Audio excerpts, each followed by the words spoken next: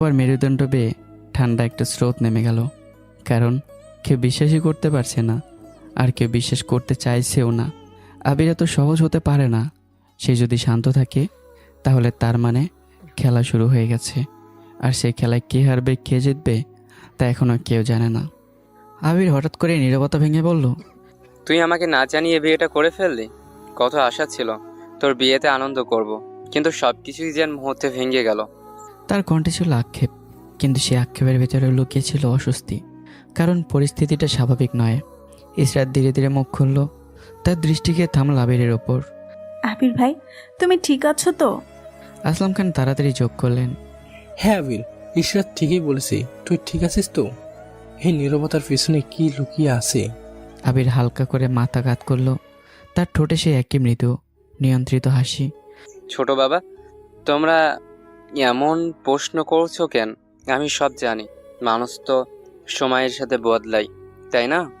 কথাগুলো খুব সাধারণ, কিন্তু তার চোখে ছিল না কোনো অস্বাভাবিকতা।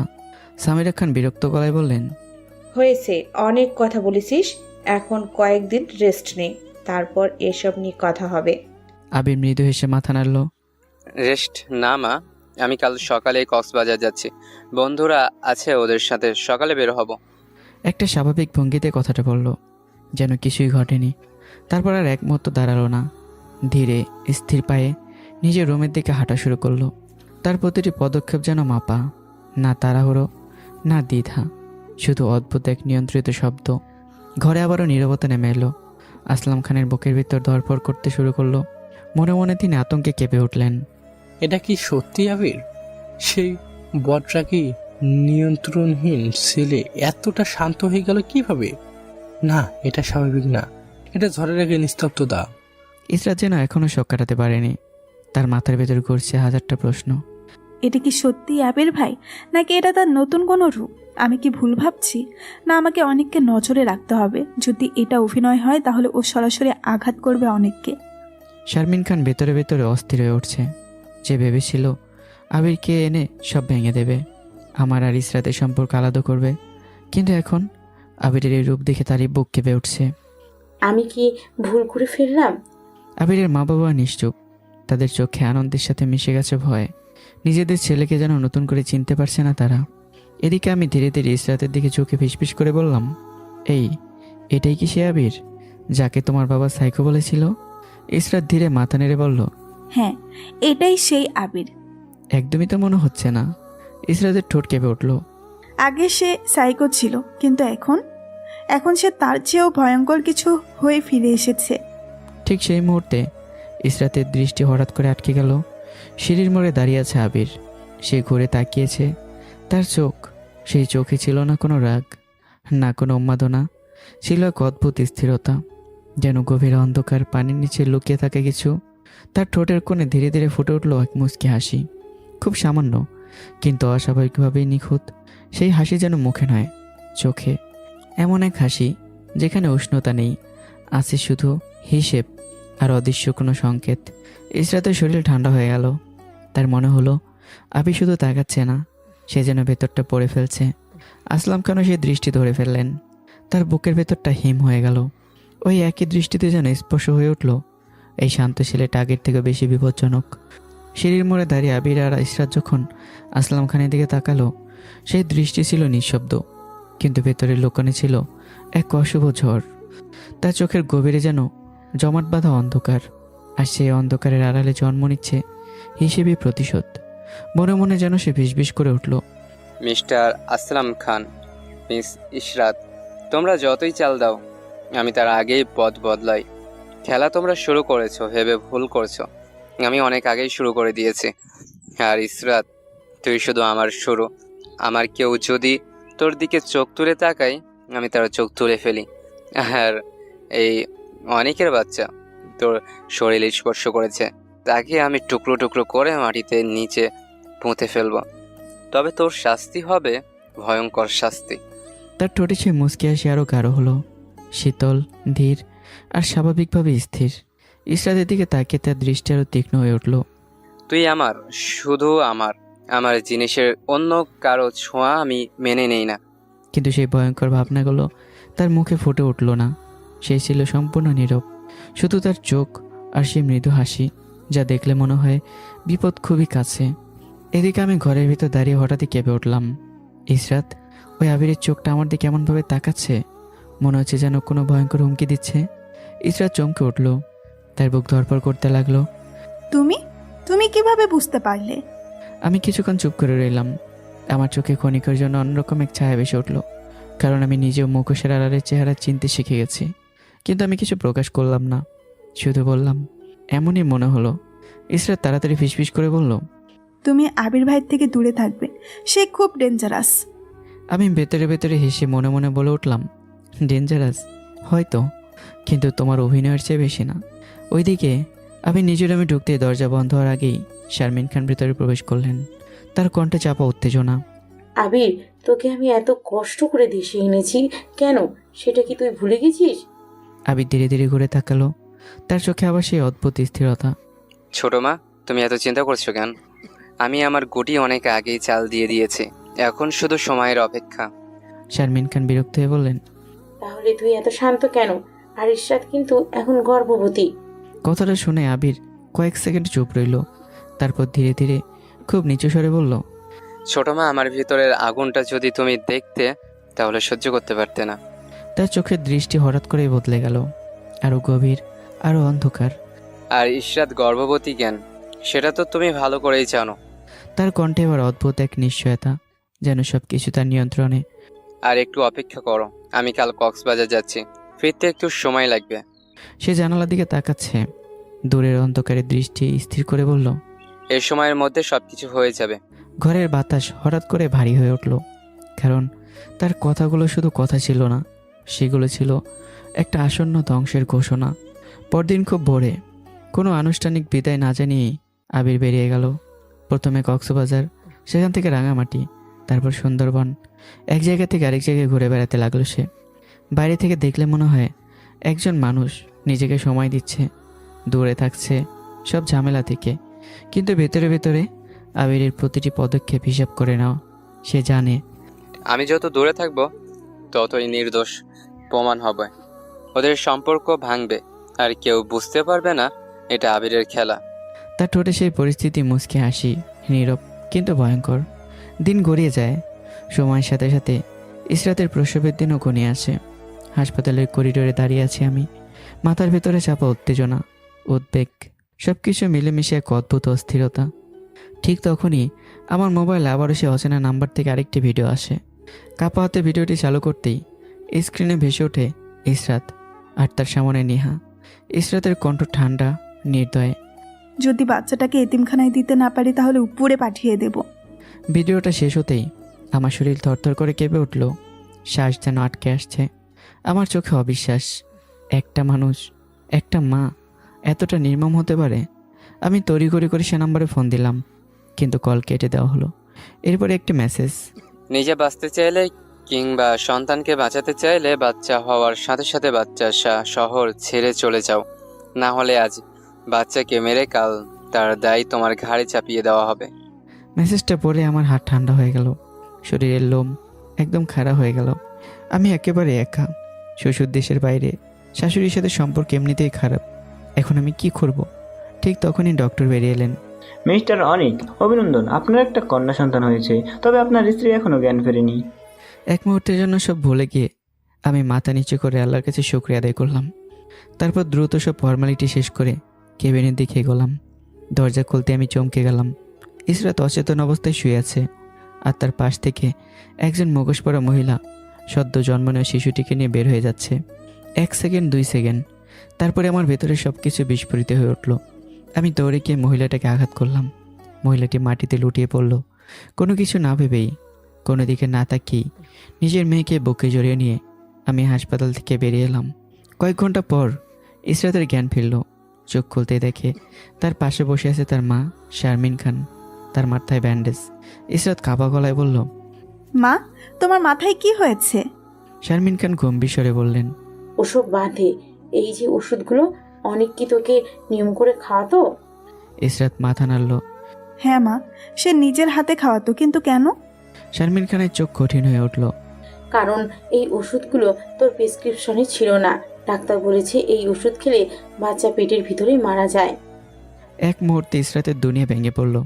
সে হঠাৎ চিৎকার করে উঠল। আমার সন্তান, আমার বাচ্চা কোথায় মা? কিন্তু সে তার বাচ্চা আশেপাশে কোথাও দেখে না। শারমিন খান ধীরে কিন্তু বিষ মেশানো কণ্ঠে বললেন, তো ডেলিভারির খবর পেয়ে আমি হাসপাতালে আসি, দেখি অনেক দাঁড়িয়ে কারোর সাথে কথা বলছে বাচ্চাটাকে ওষুধ দিয়ে ধীরে ধীরে পেটের মধ্যে মেরে ফেলছি। সব হিসাব মিটে গেল, আমার প্রতিশোধ নেওয়া শেষ। আমি সব শুনে ফেলি, আর তখনই সে আমাকে আঘাত করে পালিয়ে যায়। তিনি থামলেন, তারপর আবারও বললেন, আমি তোর বাসা থেকে সব ওষুধ এনে ডাক্তার দিয়ে চেক করাই, সেখানে এই ওষুধ পাওয়া গেছে। ওষুধগুলো সে নিজেই এনেছে তোর বাচ্চাকে মেরে ফেলার জন্য। এই কথাগুলো যেন বজ্রপাতের মতো আঘাত করলো ইসরাতের উপর। তার চোখ বড় বড় হয়ে গেল, ঠোঁট কাঁপতে লাগলো। তারপর একটা তীব্র চিৎকার, আর সব কিছু অন্ধকার হয়ে গেল। ইসরাত আবারও অচেতন হয়ে পড়ল। এদিকে আমি সদ্য জন্ম নেওয়া কন্যাকে বুকে জড়িয়ে হেঁটেই চলেছি। হাসপাতাল থেকে অনেক দূরে চলে এসেছি। চারপাশে অচেনা রাস্তা, অচেনা মানুষ, কিন্তু আমার কাছে সবচেয়ে গুরুত্বপূর্ণ ছিল একটাই, আমার সন্তান। হঠাৎ করে কয়েকজন লোক সামনে এসে পথ আটকে দাঁড়ালো। একজন ঠান্ডা গলায় বলল, কোথায় যাচ্ছিস দাঁড়া, একটু পরে তোদের বাপ বেটে দুজনকে একেবারে উপরে পাঠিয়ে দেবো। কথাগুলো এতটাই স্বাভাবিক বলা যেন এটাই তাদের প্রতিদিনের কাজ। আমার শরীর কেঁপে উঠল, নিজের জন্য না, আমার বুকের সাথে জড়িয়ে থাকা ছোট্ট প্রাণটার জন্য।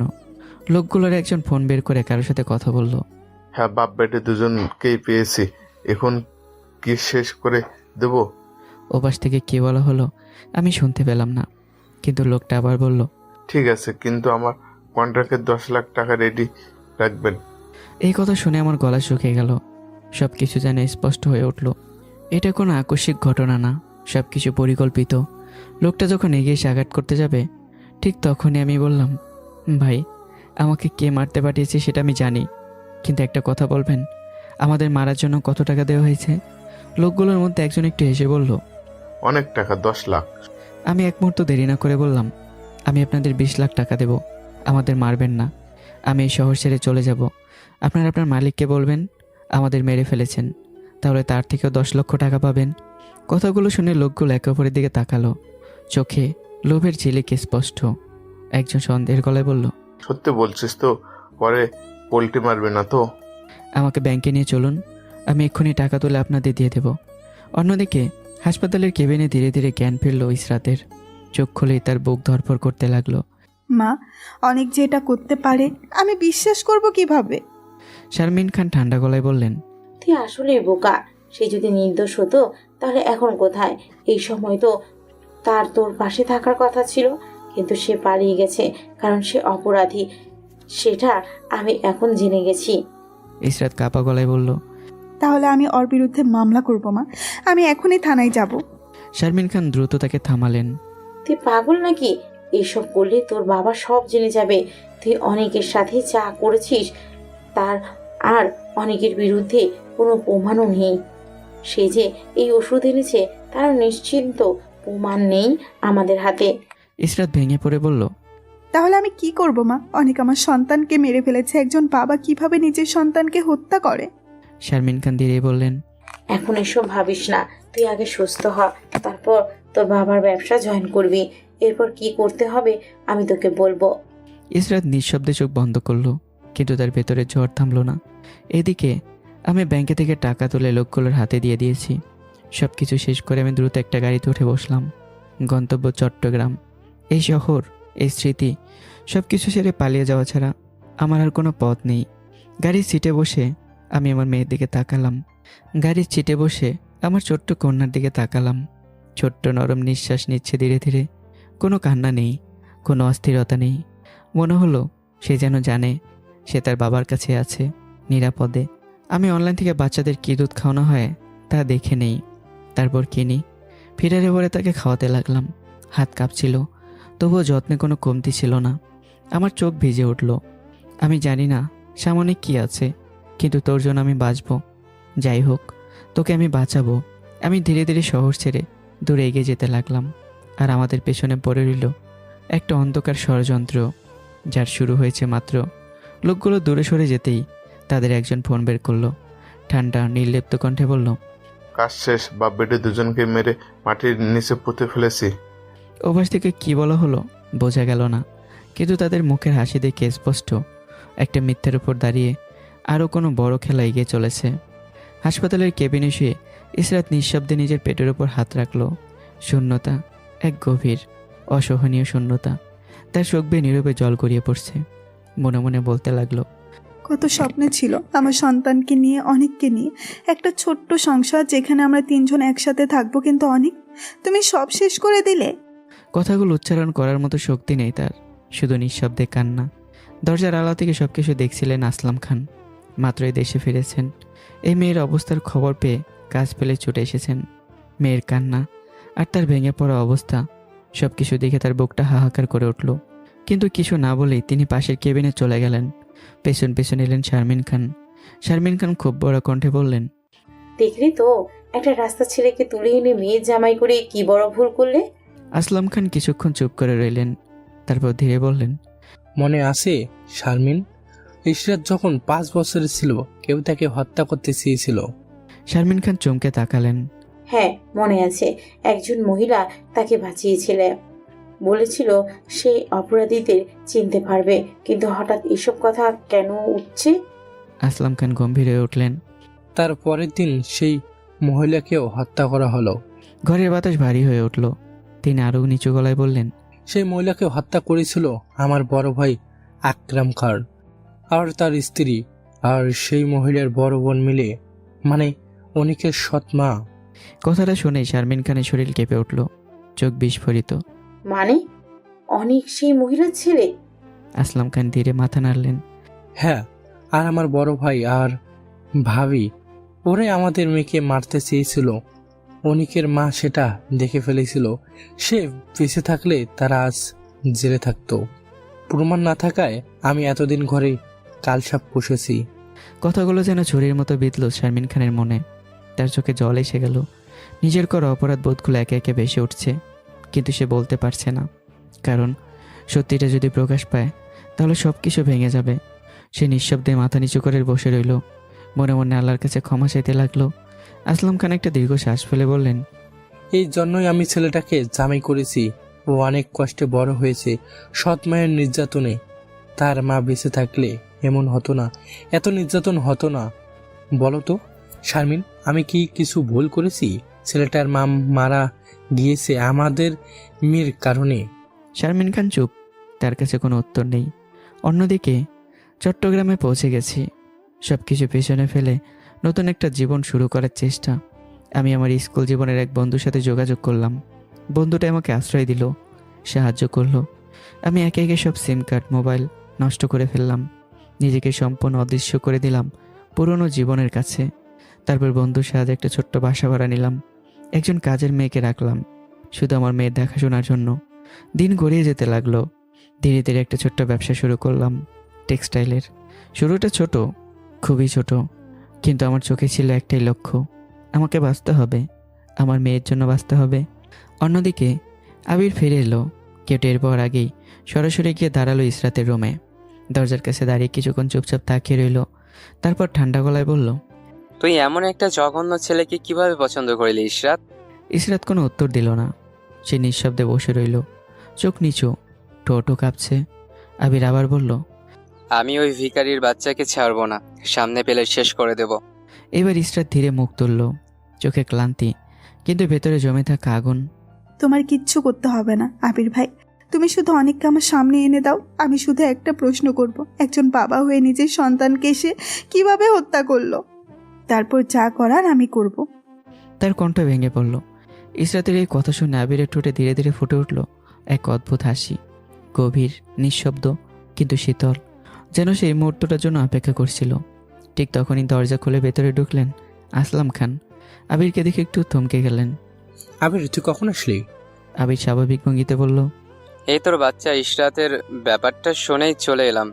তারপর আর এক মুহূর্ত না দাঁড়িয়ে চোখের কোণে সেই মুচকে হাসিটা রেখে সে রুম থেকে বেরিয়ে গেল।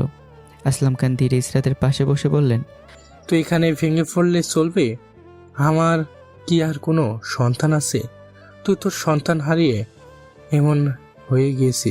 আমি তো ভয় পাচ্ছি, আমি যেন তোকে না হারাই। কথাগুলো শুনে ইসরাত চমকে উঠল। তার চোখ আবার ভিজে উঠল। কি করব বাবা, আমি তো আমার সন্তানের মুখটাও দেখতে পারলাম না। 10 মাস ধরে বুকে নিয়ে রেখেছিলাম, আর সে দুনিয়ার আলো দেখার আগেই। কথা শেষ করতেই পারল না, হঠাৎ করে কান্নায় ভেঙে পড়ল। আসলাম খান তার মাথায় হাত রেখে ধীরে বললেন, সব ভুলে যা, আমার জন্য আগামীকাল থেকে আমার কোম্পানিতে জয়েন কর। ইসরাত চোখ মুছে ধীরে মাথা নাড়ল। ঠিক আছে বাবা, কাল থেকেই যাব। অন্যদিকে চট্টগ্রামে আমি নতুন জীবনে নিজেকে মানিয়ে নেওয়ার চেষ্টা করছি, কিন্তু একটা বিষয়ে আমি কয়েকদিন ধরে খেয়াল করছি। বাসার মালিকের মেয়েটা যেন আমাকে অদ্ভুতভাবে লক্ষ্য করে। আজ আর না পেরে আমি সরাসরি জিজ্ঞাসা করলাম, আপনি কি আমাকে কিছু বলতে চান? মেয়েটা একটু ইতস্তত করে বলল, আপনার স্ত্রী নেই? আর এই বাচ্চাটা আপনার? ওর জন্মের সময় ওর মা মারা গেছে। আর হ্যাঁ, ও আমার মেয়ে। কথাটা বলার সময় আমার চোখে ক্ষণিকের জন্য একটা ব্যথা ফুটে উঠল, যা আমি লুকানোর চেষ্টা করলাম। মেয়েটার চোখে জল এসে গেল। সে ধীরে এসে বাচ্চাটাকে কোলে তুলে নিল। আমার নাম মিহি, আমি এই বাসার মালিকের মেয়ে। মেয়েটা স্নেহ করে শিশুটিকে আদর করতে করতে জিজ্ঞাসা করলো, নাম কি ওর? সায়রা তাবাসসুম তিথি। মিহি মৃদু হেসে বলল। খুব সুন্দর নাম। অন্যদিকে আবির ধীরে ধীরে শারমিন খানের রুমে ঢুকলো। তার চোখে সেই চেনা ঠান্ডা দৃষ্টি। ছোট মা, দেখতে তো কিভাবে সব সমস্যা শেষ হয়ে গেল। শুধু শেষ না, সমস্যা একেবারে পৃথিবী থেকেই বিদায়। কথাটা শুনে শারমিন খান কেঁপে উঠলেন। তার চোখ বড় বড় হয়ে গেল। তার মানে তুই অনেক আর ওই বাচ্চাটাকে? কথাটা শেষ করতেই পারলেন না। আবির ধীরে হেসে বলল, আচ্ছা, পুরো তুলে ফেলাই ভালো, একটু থাকলেও পরে সমস্যা বাড়ে। তার কণ্ঠে কোনো অনুতাপ নেই, শুধু ঠান্ডা যুক্তি। তারপর একেবারে স্বাভাবিক ভঙ্গিতেই বলল, এখন তুমি আমার আর ইশরাতের বিয়ের ব্যবস্থা করো। ঘরের বাতাস জমে গেল। শারমিন খান নিঃশব্দে তাকিয়ে রইলেন। তার সামনে দাঁড়িয়ে থাকা ছেলেটা মানুষ না, নাকি অন্য কিছু, তা তিনি নিজেও বুঝে উঠতে পারলেন না। আবির চলে যেতেই শারমিন খান ভেঙে পড়ে বিছানায় বসে গেলেন। তার বুকের ভেতরটা কাঁপছে, শ্বাস ভারী হয়ে আসছে। মনে মনে ফিসফিস করে উঠলেন, আমি কি করেছি? খাল কেটে কুমির এনেছি? এই আবির মানুষ না, মানুষের রূপে একটা জানোয়ার। একদিনের বাচ্চার প্রতি যারা এতটুকু দয়া নেই, এর হাতে আমি আমার মেয়েকে তুলে দেব? তার চেয়ে মেয়েকে বিষ খাইয়ে মারা ভালো। তার চোখ বেয়ে নিঃশব্দে পানি গড়িয়ে পড়তে লাগলো। পরদিন মনের ভেতর পাথর চেপে ইসরাত বাবার অফিসে জয়েন করলো। নিজেকে ব্যস্ত রাখার চেষ্টা, কাজের ভেতর ডুবে গিয়ে নিজের শূন্যতাকে ভুলে থাকার এক মরিয়া প্রচেষ্টা। অন্যদিকে আসলাম খান আর ইসরাত বেরিয়ে যেতেই আবির আবার ঢুকলো শারমিন খানের রুমে। ছোট মা, সারা রাত কি সিদ্ধান্ত নিলে? আমার সাথে ইশরাতের বিয়ে কবে দিচ্ছ? শারমিন খান ক্লান্ত ভাঙা গলায় বললেন, আমি কিছু করতে পারবো না। এক মুহূর্তে আবিরের চোখ মুখ বদলে গেল। রক্তলাল দৃষ্টি।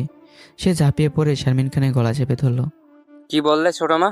তোমার কথা মতো আমি সব করেছি, ওদের আলাদা করেছি, সব কিছু শেষ করে দিয়েছি, আর এখন তুমি পাল্টি নিচ্ছ? শারমিন খান মরিয়া হয়ে তাকে ঠেলে সরিয়ে দিলেন। গভীর শ্বাস নিতে নিতে বললেন, আবির, তোর মাথা ঠিক আছে? আমি তোর চাচি, আর একটু হলে আমি মরে যেতাম। আবির গর্জে উঠল। তাহলে পাল্টি মারছো কেন? শারমিন খান এবার কঠিন গলায় বললেন, আমি তোকে বলেছিলাম ওদের আলাদা করতে, মেরে ফেলতে না। আবির কিছুক্ষণ চুপ রইল। তার চোখে আবার সেই ঠান্ডা ভাব ফিরে এলো। আমি রিস্ক নিতে চাইনি। শারমিন খান দীর্ঘ শ্বাস ফেলে বললেন, এখন যদি পারিস ঈশ্বরকে নিজে রাজি করিয়ে বিয়ে কর, আমি আর কিছু বলবো না। কথাটা শুনে আবির কিছু বলল না, চুপচাপ ঘর থেকে বেরিয়ে গেল। আর শারমিন খান নিজের পাপের ভারে ভেঙে পড়তে লাগলেন ভেতরে ভেতরে। অন্যদিকে রাতে চাঁদের আলো ছড়িয়ে আছে চারপাশে। ছাদের এক কোণে দাঁড়িয়ে আছি। আমার বুকে জড়িয়ে আছে ছোট্ট তিথি। আমার চোখে দূরের শূন্যতা, মেয়ের ভবিষ্যৎ নিয়ে অগণিত চিন্তা। ঠিক তখনই পেছন থেকে সে মিহি নিঃশব্দে তিথিকে কোলে তুলে নিল। আমি আরও চমকে উঠলাম। মিহি হালকা এসে বলল, কি হলো, ভয় পেলেন নাকি? আমি জোর করে একটুখানি হাসলাম, কিন্তু সেই হাসিতে ক্লান্তি স্পষ্ট। মিহি তিথির দিকে তাকিয়ে বলল, এইভাবে কি ওকে মানুষ করতে পারবেন? বিয়ে করে ফেলুন। আমি কিছু না বলে মোবাইলের ফ্ল্যাশ লাইটটা অন করলাম। এই আলোটা দিয়ে আমার পিঠটা দেখুন। মিহি অবাক হলে এগিয়ে এলো। আমার গেঞ্জি সরাতেই সে আতঙ্কে চিৎকার করে উঠল। এটা এটা কি এটা কি মানুষের পিঠ? পিঠ জুড়ে দাগ, পোড়া ক্ষত, শুকনো চামড়া, যেন বারবার আগুনে ঝলসে দেওয়া হয়েছে। এগুলো আমার সৎ মায়ের অত্যাচার। আমি চাই না আমার মেয়ে এমন কিছু সহ্য করুক। কণ্ঠে ছিল না কোনো অভিযোগ, ছিল শুধু ভয় আর প্রতিজ্ঞা। মিহি চোখ ভিজে উঠল। সে ধীরে বলল, হাতের 5টা আঙ্গুল একরকম হয় না, সব মানুষ এক না। আপনি ভয় পাবেন না, আপনি কাজে গেলে তিথিকে আমার কাছে রেখে যাবেন। চাঁদের আলোয় দাঁড়িয়ে একটা নতুন সম্পর্কের সূচনা হলো, বিশ্বাসের আর একটুখানি আশার। অন্যদিকে আবির হঠাৎ করে ইসরাতের হাত চেপে ধরে টেনে ছাদের দিকে নিয়ে গেল। তার গ্রিপ শক্ত, প্রায় জোর করেই। ইসরাত একটু ভয় পেলেও নিজেকে সামলে নিল।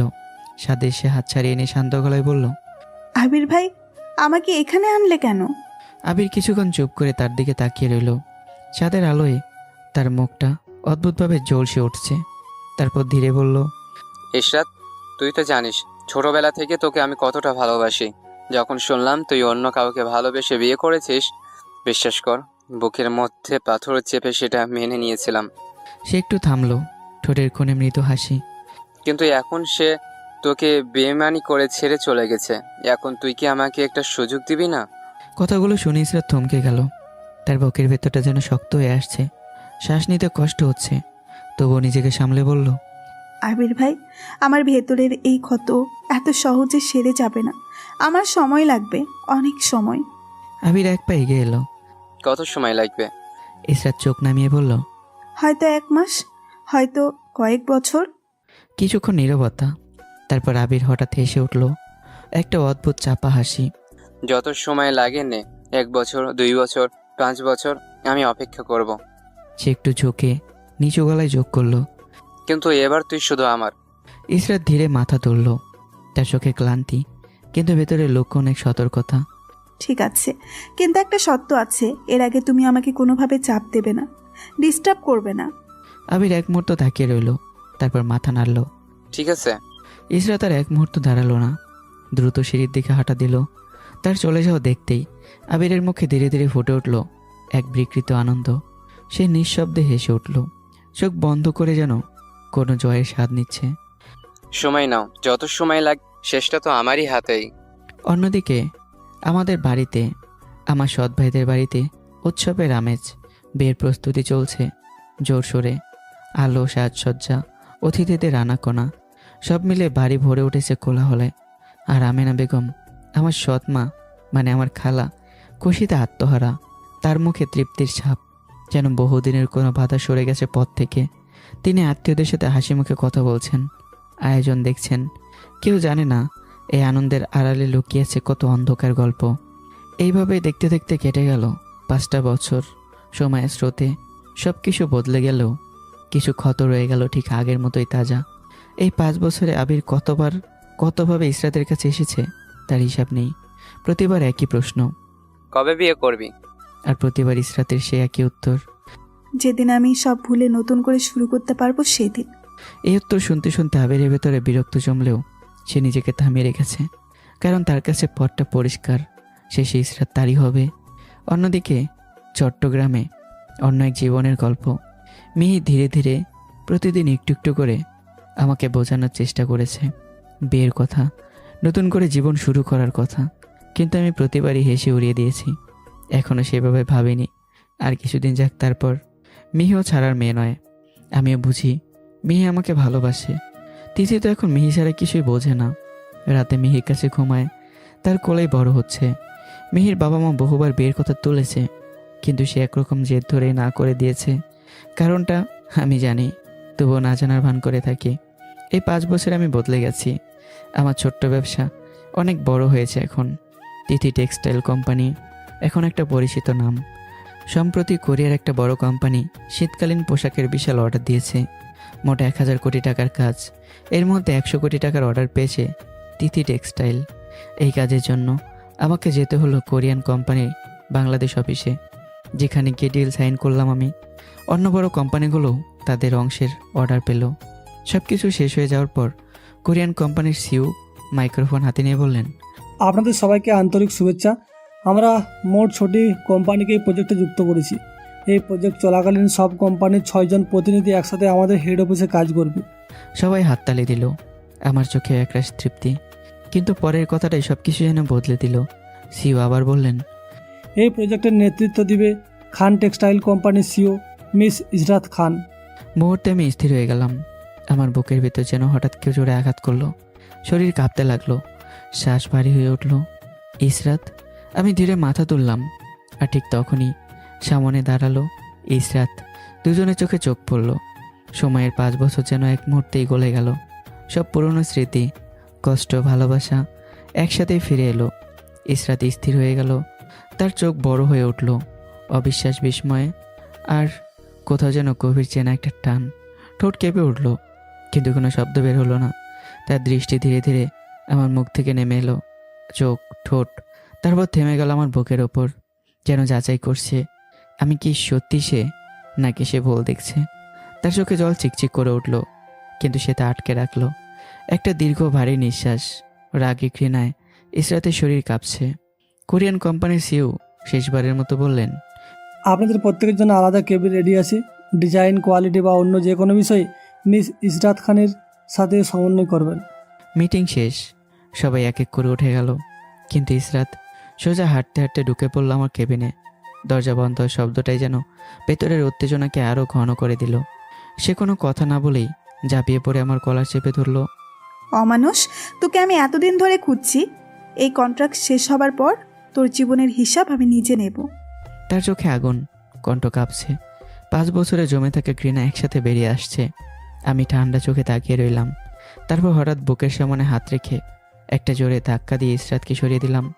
দূরে দাঁড়িয়ে কথা বলো, কাল না কিনি আগে ভয় পেতাম, এখন না। ইসরাত এক পা পিছিয়ে গেল, চোখে বিস্ময়, রাগ, অপমান সব একসাথে। তুই আমাকে এই নামে ডাকলি?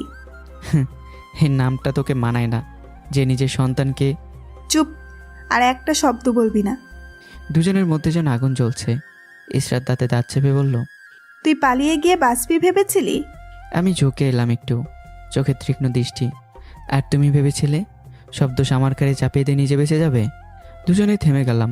নীরবতা, কিন্তু সেই নীরবতা শব্দের থেকেও বেশি তীক্ষ্ণ। সেদিন রাতে আমি বাসায় ফিরে ক্লান্ত হয়ে সোফায় বসতেই তিথি দৌড়ে এসে আমার কোলে উঠে পড়ল। পাপা পাপা, মিয়াকে বলেছে তোমরা কি খুব বোকা। হ্যাঁ মামনি, তোমার পাপা অনেক বোকা। তিথি গম্ভীর হয়ে বলল, না তুমি বোকা না, তুমি আমার সুপার পাপা। এই বলে সে আমার গালে একটা চুমু দিল। ঠিক তখনই রান্নাঘর থেকে বের হলো মিহি। হালকা হেসেই বলল, হ্যাঁ, খুব সুপার। নিজের কথা একদমই ভাবে না, শুধু অন্যের জন্য কষ্ট পায়, এটাই তো বোকামি। আমি মৃদু হেসে মাথা নাড়লাম। তিথি মিহির দিকে তাকিয়ে বলল, মিয়াকে আজকে আমি তোমার সাথে ঘুমাবো। মিহি মুচকি এসে বলল, ঠিক আছে, তবে আগে খাওয়া শেষ হোক। তিথি আবার আমাকে জড়িয়ে ধরল।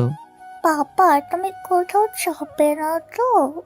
আমি তার মাথায় হাত রেখে বললাম, না মামনি, কোথাও না।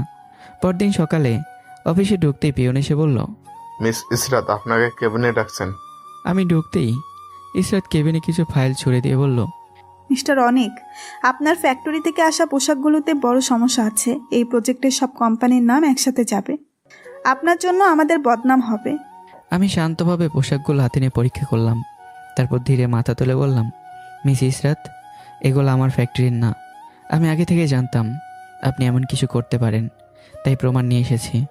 আপনি চাইলে সবার সামনে চ্যালেঞ্জ করতে পারেন।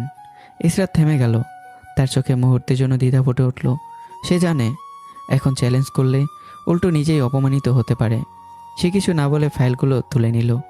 এরপরের কয়েকদিন ইসরাত চেষ্টা চালিয়ে গেল আমাকে কোনোভাবে ফাঁসানোর, দুর্বল প্রমাণ করার। কিন্তু প্রতিবারই আমি এক ধাপ এগিয়ে। একদিন অফিসে একজন স্মার্ট স্টাইলিশ মেয়ে এসে আমার পাশে দাঁড়ালো। সে হেসেই বলল, মিস্টার অনিক, আপনার কাজগুলো আমি দেখে ইমপ্রেসিভ। আমরা কি একসাথে কফি খেতে পারি? সরি, আমি একটু ব্যস্ত। মেয়েটা হালকা ঝুঁকেই বলল, ব্যস্ততা তো কমানো যায় যদি ইচ্ছা থাকে। এই পুরো দৃশ্যটা দূর থেকে দেখছিল ইসরাত। তার বুকের ভেতরটা হঠাৎ কেমন করে উঠল। এত সহজে অন্য কারোর সাথে? সে নিজে অবাক, কেন তার এত বিরক্ত লাগছে, কেন এই মেয়েটার হাসিটা তার সহ্য হচ্ছে না। সে চোখ ফিরিয়ে নিল, নিজেকে শক্ত করার চেষ্টা করলো। অন্যদিকে বাসায় অন্যরকম এক পরিবেশ। মেয়ে সকাল থেকে ব্যস্ত, রান্নাঘর ভরে গেছে আমার পছন্দের খাবারের গন্ধে। জীবনে যেন অদ্ভুত এক সমঝোতায় দাঁড়িয়ে আছে। নামে স্বামী স্ত্রী, কিন্তু বাস্তবে দূরত্ব। মিহির বাবা মা মারা যাওয়ার আগে শেষ ইচ্ছে ছিল আমি যেন তাকে বিয়ে করে নেই। সেই দায়িত্ব, সেই মানবিকতার জায়গা থেকে বিয়েটা হয়েছিল। কিন্তু বিয়ের আগেই আমি সব কিছু খুলে বলেছিলাম। ইসরাত, অতীত, ভাঙা বিশ্বাস, সব কিছু। আমি হয়তো কখনো তোমাকে স্ত্রীর মর্যাদা দিতে পারবো না। মিহি তখন শুধু মৃদু হেসে বলেছিল, আমি কিছু চাই না, পাশে থাকতে দিলেই হবে। তারপর থেকেই একসাথে নিচে থেকেও আলাদা দুটো পৃথিবী। সন্ধ্যা আমি বাসায় ফিরতেই মিহি আমার দিকে তাকিয়ে বলল, কিছুদিন ধরে দেখছি তুমি খুব চিহ্নিত। আমি একটু থামলাম। আমার চোখে ক্লান্তির ছাপ, নতুন প্রজেক্ট, অনেক চাপ। আমি ইচ্ছে করে কথাটা ঘুরিয়ে দিলাম। মিহি বুঝলো, তবু কিছু বলল না। ঠিক আছে, তুমি ফ্রেশ হয়ে নাও, আমি টেবিলে খাবার দিচ্ছি। তার কণ্ঠে কোনো অভিযোগ নেই, শুধু নীরব সমর্থন। এদিকে প্রজেক্ট শেষ হতে মাত্র আর 1 সপ্তাহ। এই সময়েই ইসরাত চুপচাপ কিছু লোক ঠিক করে ফেলেছে, আর তার চোখে এখন একটাই লক্ষ্য, এই প্রজেক্ট শেষ হতেই আমার জীবনের শেষ। তার মনে একটাই বিশ্বাস, যে আমার সব কিছু শেষ করেছে তাকে আমি ছাড়বো না। অফিসে সেদিনই সেই মেয়েটা আবার আমার কাছে এসে দাঁড়িয়েছে। হাসি, কথা একটু বেশিই কাছাকাছি দাঁড়ানো, সব কিছু যেন ইসরাতের চোখে আগুন ঢেলে দিচ্ছে। দূর থেকে দেখছিল সে, তার মুঠো শক্ত হয়ে উঠছে। সে আর নিজেকে থামাতে পারল না, সোজা এসে দাঁড়ালো সামনে। মিস্টার অনিক, আপনার চরিত্রটা তো আর ভালো হলো না, মেয়ে দেখলেই লুচ্চামো শুরু করেন। কথাটা ছড়ে দিল সে, সরাসরি তীক্ষ্ণ। মেয়েটা অপ্রস্তুত হয়ে সরে গেল। আমি ধীরে মাথা তুললাম, আমার চোখে বিরক্তি।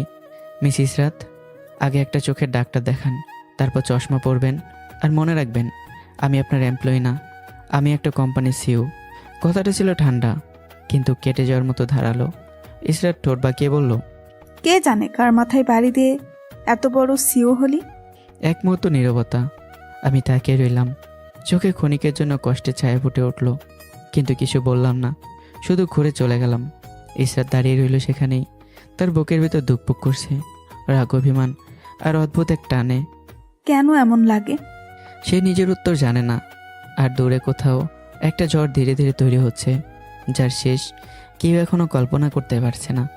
দেখতে দেখতে কেটে গেল আর 1 সপ্তাহ। আজ সেই দিন, কোরিয়ান কোম্পানির প্রজেক্ট শেষ, সবাই নিজেদের অফিসে ফিরে যাবে। সকালে নাস্তার টেবিলে বসে মিহি বলল, অনিক, আজ তিথির স্কুলে 10:30 ছুটি। তুমি যাওয়ার পথে ওকে নিয়ে নিও, দরকার হলে অফিসে রেখে দিও। কথাটা শুনে আমি হঠাৎ থমকে গেলাম। আমার ভেতরে এক ঝটকা ভয় উঠল। যদি, পরক্ষণে নিজেকে বোঝালাম, না, ইসরাত তো জানে বাচ্চা বেঁচে নেই। আমি নিঃশ্বাস ছাড়লাম। আচ্ছা, নিয়ে আসবো। স্কুলের সামনে তিথিকে গাড়িতে তুলে নিতেই সে মুখ ফুলে বলল, বাবা, আজ তুমি এলে কেন? মিহি আন্টি কোথায়? কেন, পাপার সাথে যেতে ভালো লাগে না? তিথির সাথে সাথে আমার গলায় ঝুলে পড়ল। অনেক ভালো লাগে। আমি তার মাথায় চুমু খেয়ে বললাম, তাহলে আজ পাপার অফিসে যাবে, ঠিক আছে? ইয়েস। তিথির উচ্ছ্বসিত উত্তর। বাবা মেয়ের হাসি আড্ডায় পথটা কেটে গেল। অফিসে ঢুকতেই, গাড়ি থেকে নেমেই তিথি অফিসে দৌড়াতে শুরু করলো, এদিক ওদিকে। পুরো অফিস যেন তার খেলাঘর। আমি মুচকি এসে তাকিয়ে রইলাম। আমার ক্লান্ত জীবনে এই ছোট্ট মানুষটাই একমাত্র আলো। অন্যদিকে নিজের কেবিনে বসে ইসরাত সব কিছু গুছিয়ে নিচ্ছিল। তার সামনে বসেছিল আনহা। হঠাৎ বাইরে থেকে শিশুর হাসির শব্দ ভেসে এলো। ইসরাত ভুরু কুঁচকে বলল, মিস আনহা, বাহিরে কি বাচ্চার আওয়াজ? আনহা হালকা হেসে বলল, জি ম্যাম, মিস্টার অনিক তার মেয়েকে এনেছে আজ। একটু থেমে আবার যোগ করলো, বাচ্চাটা এত কিউট আর একদম পাকা পুরি। কথাটা শুনে ইসরাত থমকে গেল। তার বুকের ভেতর হালকা কিছু একটা মোচড় দিয়ে উঠল। তাহলে সে সত্যিই নতুন জীবন শুরু করেছে, আর আমি এখনো অতীতেই আটকে আছি। তার চোখে এখন এক মুহূর্তের জন্য কষ্ট ভেসে উঠল। আনহা আবারও বলল, ম্যাম, একটা কথা বলি, রাগ করবেন না। ইসরাত কিছু না বলে তাকালো। বাচ্চাটাকে দেখতে একদম আপনার মতো লাগে, মানে যেন আপনারই ছোটবেলার কপি। এই কথাটা যেন বজ্রপাতের মধ্যে আঘাত করলো। ইসরাতের নিঃশ্বাস আটকে গেল, আর আঙ্গুলগুলো ধীরে ধীরে শক্ত হয়ে উঠল। আমার মতো? ঠিক তখনই কেবিনের কাচের বাইরে দিয়ে দৌড়ে গেল তিথি। ইসরাতের চোখ হঠাৎ তার উপর গিয়ে থামলো। সময় যেন থেমে গেছে। ছোট্ট মুখটা, চোখ, ঠোঁট, হাসি, সব কিছু একদম একদম তার নিজের ছোটবেলার মতো। ইসরাত চেয়ার থেকে ধীরে উঠে দাঁড়ালো। তার চোখ বড় বড় হয়ে গেছে, ঠোঁট কাঁপছে। এটা কিভাবে সম্ভব? তার বুকের ভিতরে দুপুক শব্দ বাড়তে লাগলো। মনে হতে লাগলো যেন বহুদিন আগে হারিয়ে যাওয়া কোনো সত্যি আজ হঠাৎ সামনে এসে দাঁড়িয়েছে, আর সেই সত্যি তার পুরো পৃথিবীটাকে বদলে দিতে পারে। ইসরাত ধীর গলায় বলল, মিস আনহা, আপনি কি মিস্টার অনেকের মেয়ের একটা ছবি তুলে আনতে পারবেন? আনহা হাসি মুখে বলল, অবশ্যই ম্যাম। ইসরাত নিজের মোবাইলের লক খুলে এগিয়ে দিল। কিছুক্ষণ পর আনহা ফিরে এলো। তিথির একটা ছবি তুলে এনে দিল তার হাতে। ছবিটা দেখার মুহূর্তেই ইসরাতের ভিতরের পৃথিবীটা ভেঙে পড়ল। ছোট্ট মুখটা, সেই চোখ, সেই ঠোঁট, যেন আয়নার সামনে নিজেরই ছোটবেলাকে দেখছে। তার আঙ্গুল কাঁপতে লাগলো, চোখ ঝাপসা হয়ে গেল। এক ফোঁটা দুই ফোঁটা অবিরাম জল গড়িয়ে পড়তে লাগলো তার গাল বেয়ে। এটা আমারই। এইদিকে আমাকে ঘিরে সবাই দাঁড়িয়ে আছে। বিদায় অনুষ্ঠান, হাসি, করমর্দন, শুভেচ্ছা সব মিলে এক গম্ভীর অথচ আনন্দময় পরিবেশ। ঠিক তখনই সেই ভিড় চিরে চোখ মুখ লাল, অজর কান্নায় ভেঙে পড়ে ইসরাত এসে দাঁড়ালো। তার ঠোঁট কাঁপছে। অনেক, আমার মেয়ে। এক মুহূর্তে চারপাশ নিস্তব্ধ। সবাই থেমে গেল, হাসিও থেমে গেল, কথাবার্তাও থেমে গেল, যেন সময় নিজেই থমকে দাঁড়ালো। আমি ধীরে পেছনে ঘুরলাম, আমার চোখে ঠান্ডা দৃষ্টি। সরি মিস ইসরাত, কিছু বলছিলেন? ইসরাতের চোখ দিয়ে অজরে জল পড়ছে। এটা কি আমাদের মেয়ে? হঠাৎই আমার চোখ লাল হয়ে উঠল। আমি এক ঝটকায় গর্জে উঠলাম, stop, it's stop miss Israt. আর একবার এই কথা মুখে আনলে আমি ভুলে যাব আপনি একজন নারী, বা আপনি আমার স্ত্রী। আপনি আমার স্ত্রী, এই চারটা শব্দে যেন বজ্রপাত হয়ে পড়ো পুরো হলরুমে। চারপাশের সবাই, বড় বড় এমডি, সিইও, অফিসার যারা একটু আগেও করমর্দন করছিলেন, তারা সবাই যেন জমে গেল পাথরের মতো। কারো চোখ বিস্ফোরিত, কারো মুখ হাত খোলা, কারো হাত মাঝ আকাশে থেমে আছে। ফিসফাসের শব্দ ধীরে ধীরে ছড়িয়ে পড়ল। কি বলো? ওরা স্বামী স্ত্রী? অসম্ভব। একটা অদ্ভুত শীতল স্রোত বয়ে গেল চারদিকে, যেন হঠাৎ করে এক গোপন সত্যি প্রকাশ পেয়েছে, যা কেউ কল্পনা করতে পারেনি। আনহা অবিশ্বাস ভরা চোখে তাকিয়ে বলল, ম্যাম, মিস্টার অনিক কি সত্যি আপনার হাজবেন্ড? সব চোখ এখন ইসরাতের দিকে, একটা উত্তরের অপেক্ষা, নিঃশব্দ, ভারী অপেক্ষা। ইসরাত ধীরে মাথা তুলল, চোখে জল, কিন্তু কণ্ঠে অদ্ভুত দৃঢ়তা। হ্যাঁ, অনেক আমার স্বামী, আর তার কোলে থাকা বাচ্চাটা আমার মেয়ে। এক মুহূর্তে চারদিক যেন বিস্ফোরিত হলো ফিসফাসে। ও মাই গড, তাহলে এতদিন কি হচ্ছে এখানে? মানুষের চোখে বিস্ময়, কৌতূহল, শক্ট সব একসাথে মিশে গেছে। আমার মুখ শক্ত হয়ে গেল। আমি দাঁতে দাঁত চেপে বললাম, মিস ইসরাত, এটা আমার মেয়ে। আমি ওর বাবা, আমি ওর মা। ওর মা মারা গেছে 5 বছর আগে, যেদিন তোর মতো এক কালনাগিনী মা আমাদের বাবা মেয়েকে মেরে ফেলতে চেয়েছিস। কথাগুলো ছুরির মতো আঘাত করলো। সবাই আবারও স্তব্ধ। আমি আর এক মুহূর্ত দাঁড়ালাম না, ঘরে চলে আসলাম, তিথিকে বুকে জড়িয়ে। ইসরাত স্থির হয়ে দাঁড়িয়ে রইল। তার চোখ বড় বড় হয়ে গেছে, মনে হচ্ছে শ্বাস নিতে পারছে না। অনেক, এটা কি বললো? আমি নাকি আমার স্বামীর সন্তানকে মারতে চেয়েছি? তার মাথার ভেতর শব্দ গুঞ্জন করছে। কিন্তু মা তো বলেছিল অনেকই আমার সন্তানকে মেরে ফেলেছে। দুইটা সত্যি, দুইটা বিপরীত দিক। কোনটা সত্যি? হঠাৎ ইসরাত যেন সিদ্ধান্ত নিল। তার চোখে এবার ভয় নয়, উত্তর খোঁজার তীব্রতা। না, এর উত্তর আমাকে জানতে হবে এখনই। আর এক মুহূর্ত দেরি না করে সে ছুটে বেরিয়ে গেল নিজের বাড়ির দিকে, সেই সত্যির খোঁজে, যা এত বছর ধরে তাকে তার স্বামী আর সন্তান থেকে দূরে রেখেছে। এদিকে আমি বসে আছি গাড়িতে, চাকা ঘুরছে, রাস্তা এগোচ্ছে, কিন্তু আমার মন যেন কোথাও আটকে আছে। আমি জানলার বাইরে তাকিয়ে থাকি, তারপর চোখ বন্ধ করে ফেলি। ইসরাত কাঁদছিল কেন? ওর চোখ মুখ এমন লাগছিল কেন? আমার ভেতর অস্বস্তি জমতে থাকে। না, কিছু একটা ঠিক নেই। এখানে এমন কিছু আছে যা আমি জানি না, ইসরাতও জানে না। গাড়ির ভেতরটা হঠাৎ ভারী হয়ে ওঠে। অন্যদিকে ইসরাত বাড়িতে ঢুকে চিৎকার শুরু করলো, মা, মা, বাবা কোথায় তোমরা? তার কণ্ঠ কাঁপছে, শ্বাস ভারী। পুরো বাড়ি কেঁপে উঠল সে ডাক শুনে। এক এক করে হলরুমে এসে জড়ো হলেন শারমিন খান, আসলাম খান, আকরাম খান এবং সামিরা খান। শারমিন খান বিরক্ত গলায় বললেন, কি হয়েছে তোর? এভাবে চিৎকার করছিস কেন? ইসরাত কাপা হাতে মোবাইলটা সামনে ধরল। মা, এই ছবিটা কার? শারমিন খান এক ঝলক দেখে এসে বললেন, এটা কেমন মজা করছিস? এটা তো তোর ছোটবেলার ছবি। আসলাম খানও তাকিয়ে বললেন, হ্যাঁ, একদম তোর এই ছোটবেলার মতো। ইসরাত মাথা নাড়িয়ে বলল, না মা, বাবা, এটা আমার মেয়ে, আমার মেয়ের ছবি। এই কথাটা যেন বিস্ফোরণ ঘটালো। ঘরের বাতাস হঠাৎ জমে গেল। সবাই যেন একসাথে স্থির হয়ে গেল। কারো চোখ বিস্ফোরিত, কারো ঠোঁট কাঁপছে। শারমিন খান চমকে উঠে বললেন, কি আজে বাজে বলছিস? তোর মাথা ঠিক আছে? ইসরাত আর থামল না। অফিসের সব ঘটনা সব কিছু খুলে বলল। তারপর সরাসরি তাকালো শারমিন খানের চোখের দিকে। এখন বলো মা, তুমি তো বলেছিলে অনেক আমার সন্তানকে মেরে ফেলেছে, তাহলে সে বেঁচে আছে কিভাবে? কেন তুমি আমাকে আমার স্বামী আর সন্তানের থেকে দূরে রাখলে? ঘরের ভেতর ভারী নীরবতার মাঝে হঠাৎ আসলাম খান গর্জে উঠলেন। বলো শারমিন, উত্তর দাও। শারমিন খান কাঁপতে লাগলেন। তার ঠোঁট শুকিয়ে গেছে, কথা আটকে যাচ্ছে। আমি আমি আমি অনেককে মেয়ের জামাই হিসেবে মেনে নিতে পারিনি, তাই আমি আর আবির AI দিয়ে ভিডিও বানিয়েছিলাম, যেখানে তুই নিজেই বলছিস তুই তোর বাচ্চাকে মেরে ফেলবি। শেষ পর্যন্ত ভেঙে পড়লেন। এক এক করে সব সত্যি বেরিয়ে এলো। মিথ্যা, ষড়যন্ত্রণা, প্রতারণা, সব কিছু। কথাগুলো শেষ হতেই ইসরাত যেন ভেঙে পড়ে মেঝেতে বসে গেল। তার চোখ দিয়ে ঝরতে লাগলো অঝরে জল। বাবা, অনেক অপরাধী না, অপরাধী আমি না, আমার পরিবার। সে বুক চাপড়ে কাঁদতে লাগলো।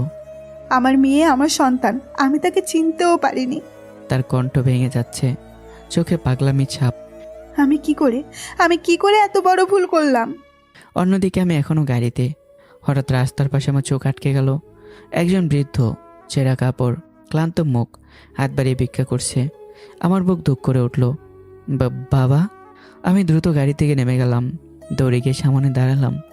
বাবা, তুমি এখানে? এই অবস্থায় কেন? বৃদ্ধ লোকটা ধীরে মাথা তুলল, চোখে বিস্ময়, তারপর অশ্রু। অনিক, তুই কেমন আছিস? তোকে অনেক খুঁজেছি আমি। এই অবস্থায় বাবাকে দেখে আমার চোখ ভিজে উঠল, টপ টপ করে জল পড়তে লাগলো। আমি বাবার হাত ধরলাম। বাবা, আর তোমাকে ভিক্ষা করতে হবে না, চলো আমার সাথে চলো, সব কিছু পরে জানবে। একদিকে এক মেয়ে ভেঙে পড়েছে নিজের ভুলের ভারে, অন্যদিকে এক ছেলে ফিরে পাচ্ছে তার হারিয়ে যাওয়া বাবাকে। আর সময় সব হিসাব মিলানোর জন্য ধীরে ধীরে এগিয়ে আসছে। গাড়ির ভেতর ভারী নীরবতা। আমি স্টিয়ারিং ধরে আছি, কিন্তু আমার দৃষ্টি বারবার সরে যাচ্ছে পাশে বসে আমার বাবার দিকে। কিছুক্ষণ পর আমি থেমে বললাম, বাবা, তোমার এই অবস্থা কেন? তুমি ভিক্ষা করছো কেন? বাবা একটা গম্ভীর নিঃশ্বাস ফেললেন, চোখে জমে থাকা ক্লান্তি আর যন্ত্রণা স্পষ্ট। আরেক, মনে আছে তোকে বলেছিলাম তোর সৎ মায়ের সাথে আমার পুরনো হিসাব আছে? হ্যাঁ, কিন্তু কখনো বলেননি সেটা কি। বাবার চোখ হঠাৎ কঠিন হয়ে উঠল, কণ্ঠ নিচু কিন্তু ভারী। তোর মা গাড়ি অ্যাক্সিডেন্টে মারা যায়নি, তোর মাকে খুন করা হয়েছে। এই একটা বাক্যে যেন আমার বুকটা চিরে ঢুকে গেল। হাত পা কেঁপে উঠল, চোখ লাল হয়ে গেল। কি বলছো বাবা?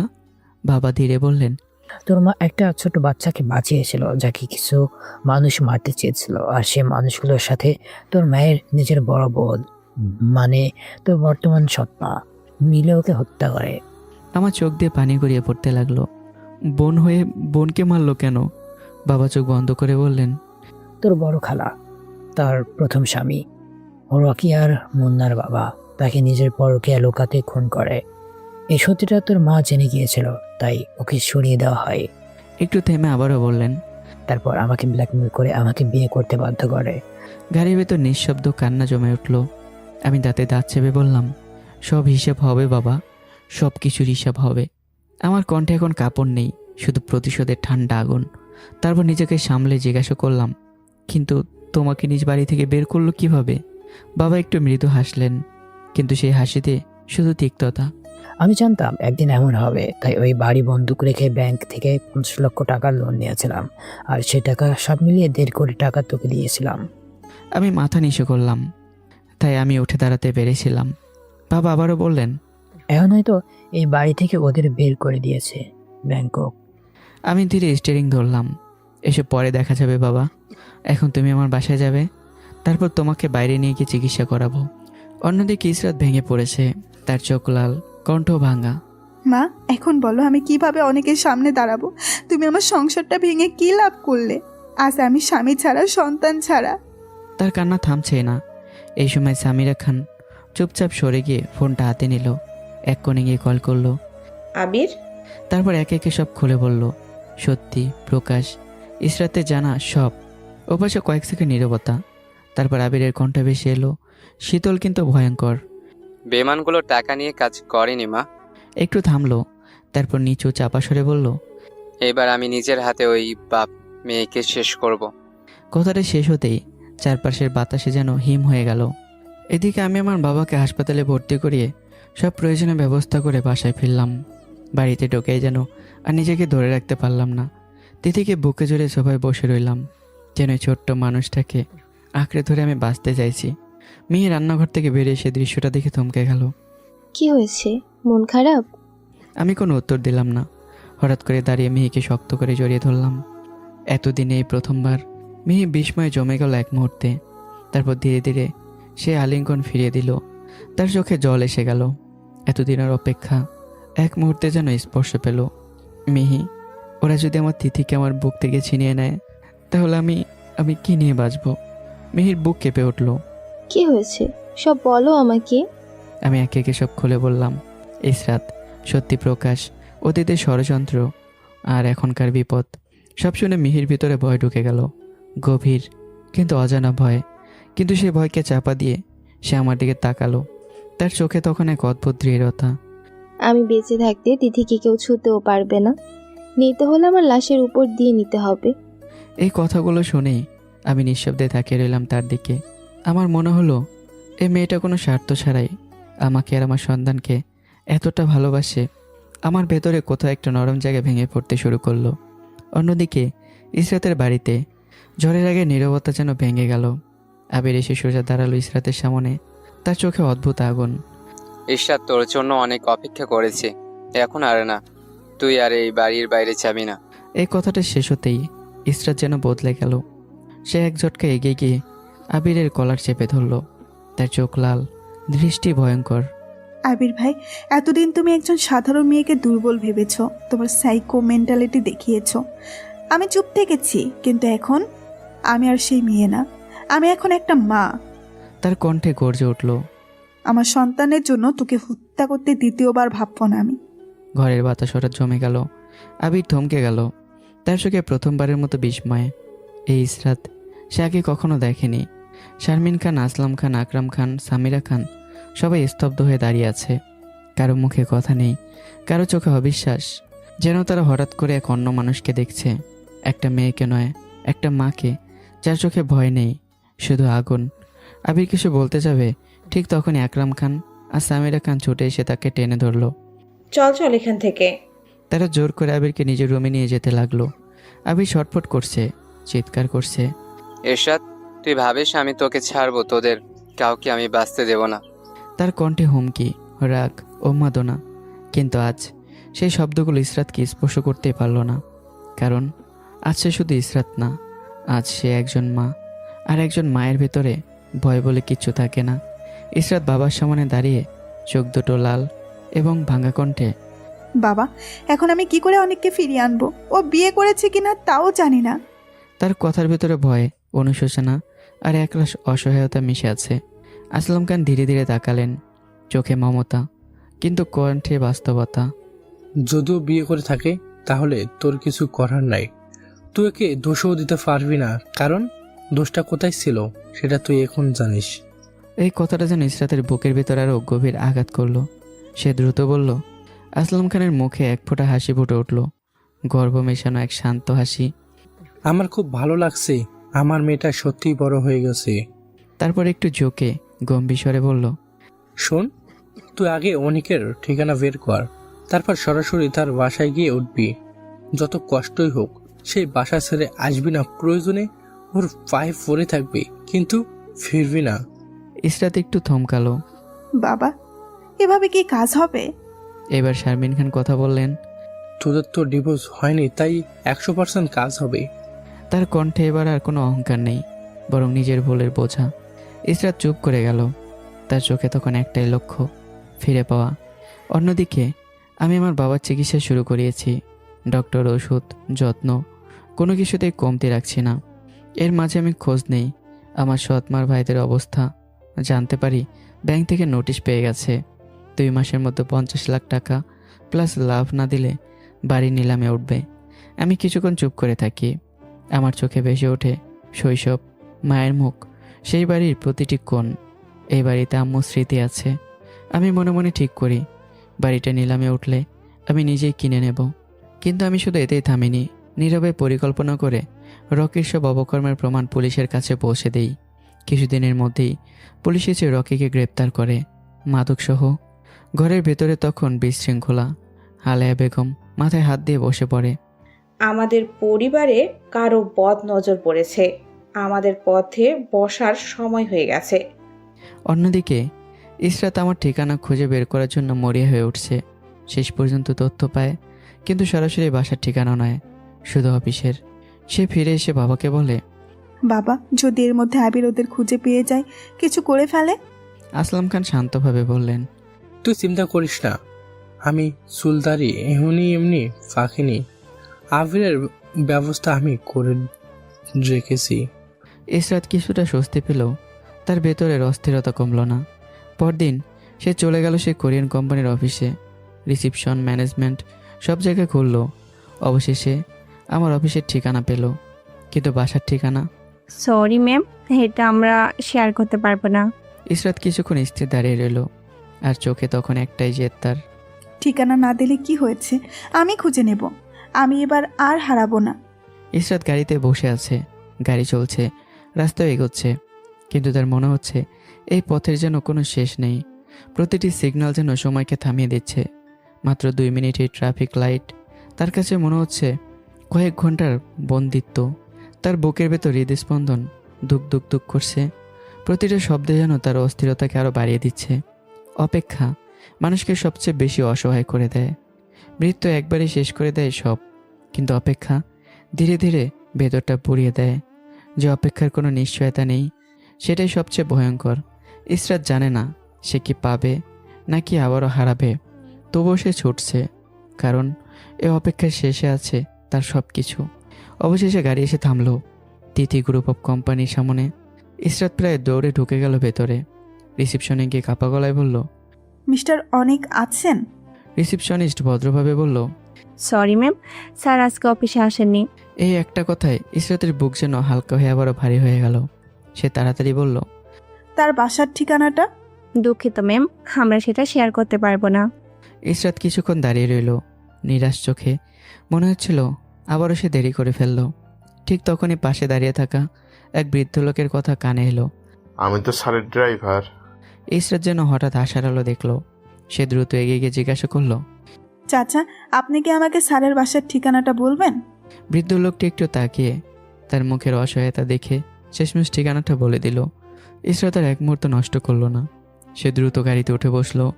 গাড়ি ছুটতে শুরু করলো নতুন এক গন্তব্যে। আর সে সত্যি বুঝলো অপেক্ষা শুধু সময়ের না, একটা হৃদয়ের পরীক্ষা। যতই সামনে এগোয় ততই তার ভয় বাড়ে। যদি দেরি হয়ে যায়, যদি সে আর আমার না থাকে? অপেক্ষা তখন শুধু কষ্ট না, এটা হয়ে যায় ভয়, শঙ্কা আর হাজারটা অজানা প্রশ্নের বোঝা। অবশেষে গাড়ি এসে থামলো একটা বাড়ির সামনে। নূরের আলো। ইসরাত ধীরে ধীরে নামলো। তার হাত পা কাঁপছে, হৃদস্পন্দন যেন বুক ভেঙে বেরিয়ে আসবে। অনেক কি বিয়ে করেছে? আমি কি দেরি করে ফেলেছি? এই প্রশ্নগুলো তার মাথার ভেতরে ঝড় তুলছে। সে ধীরে ধীরে এগিয়ে গিয়ে কলিং বেল চাপলো। একবার দুবার, তার হাত কাঁপছেই।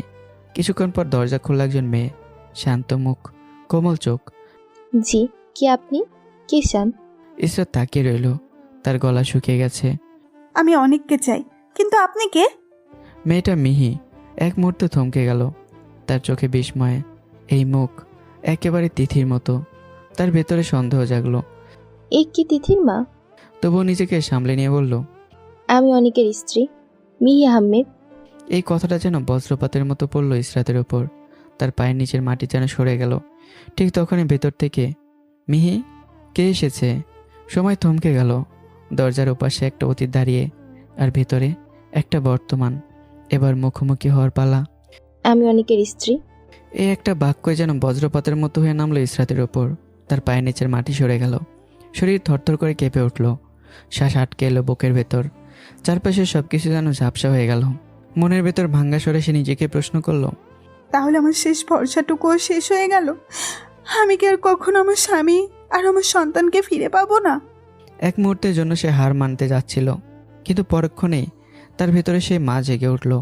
ইসরাত দৃঢ় গলায় বলল, না, এটা হতে পারে না। আমি এখনো অনেকের স্ত্রী, আমাদের ডিভোর্স হয়নি। এত সহজে আমি হার মানব না। আমিও অনেকের স্ত্রী, তিথির মা। এই কথাটা শুনে মিহির বুক কেঁপে উঠল। তার ভেতরে হঠাৎ এক অদ্ভুত ভয় ঢুকে গেল, হারানোর ভয়। তিথি, যাকে সে নিজের সন্তানের মতো আগলে রেখেছে, আর আমাকে সে নিঃস্বার্থ ভালোবেসে ফেলেছে নিজের জীবনের থেকেও বেশি। ঠিক তখনই আমি সামনে গিয়ে দাঁড়ালাম। ইসরাতকে দেখে আমার চোখ কঠিন হয়ে গেল। তুমি এখানে কিভাবে? ঠিকানা কে দিল? ইসরাত ঠান্ডা গলায় বলল, বাইরে দাঁড়িয়ে কথা বলবে নাকি ভেতরে আসতে বলবে? মেয়ে এক মুহূর্ত দেরি না করেই বলল, ভেতরে আসেন আপু। এই কথায় আমি থমকে গেলাম। আমার চোখে বিস্ময়ে। নিজের সতীনকে কেউ এভাবে ঘরে ডাকে? ইসরাত তো অবাক। সে ভাবেনি এই মেয়েটা তাকে এভাবে গ্রহণ করবে। ভেতরে ঢুকতেই আমার চোখ গেল ইসরাতের হাতে থাকা ব্যাগে। এটা কিসের ব্যাগ? ইসরাত নির্লিপ্ত গলায় বলল, এটা আমার স্বামীর বাড়ি, এখানে থাকতে এসেছি। কি? আবার নতুন কোন প্ল্যান আমাদের বাবা মেয়েকে শেষ করার? ইসরাত ধীরে বসে পড়ল। তার কণ্ঠ ভাঙ্গা কিন্তু সত্যে ভরা। অনেক মানছি, আমি অনেক ভুল করেছি। বেপরোয়া ছিলাম, অহংকারী ছিলাম, কিন্তু এতটা নিচে নামিনি যে নিজের সন্তানকে হত্যা করব। আমি কোনো কথা না বলে মোবাইলটা এগিয়ে দিলাম। তাহলে এটা কি? ভিডিওটা দেখে ইসরাত নিঃশ্বাস ফেলল। এটা আবির ভাইয়ের কাজ, এআই দিয়ে বানানো। মিহিবা শান্ত গলায় বলল, হ্যাঁ অনেক, এআই দিয়ে এমন অনেক ভিডিও বানানো যায়। বিদেশে অনেক আগে থেকেই হচ্ছে, আমাদের দেশেও এখন এসেছে। ঘরের ভিতর নীরবতা নেমে এলো। ইসরাত ধীরে বলল, এখন তুমি বিশ্বাস করবে কিনা তা তোমার ব্যাপার। এই সময় মিহি চুপচাপ দাঁড়িয়েছিল। তার চোখে জল জমে গেছে, ঠোঁট কাঁপছে। সে বুঝে গেছে তার সময় ফুরিয়ে আসছে। ধীরে ধীরে সে এগিয়ে এলো। তার কণ্ঠ কাঁপছে, কিন্তু প্রতিটা শব্দ হৃদয়ের গভীর থেকে আসছে। অনেক, তোমাকে ছাড়া আর তিথিকে ছাড়া আমি বাঁচতে পারবো না। তার চোখ বেয়ে জল গড়িয়ে পড়ল। আমি জানি তোমার আর আপুর সম্পর্কে আমি মাঝখানে আসার কেউ না, সে মাথা নিচু করলো। তাই আমি কখনো তোমাদের মাঝে বাধা হয়ে দাঁড়াবো না। তার কণ্ঠ ভেঙে গেল।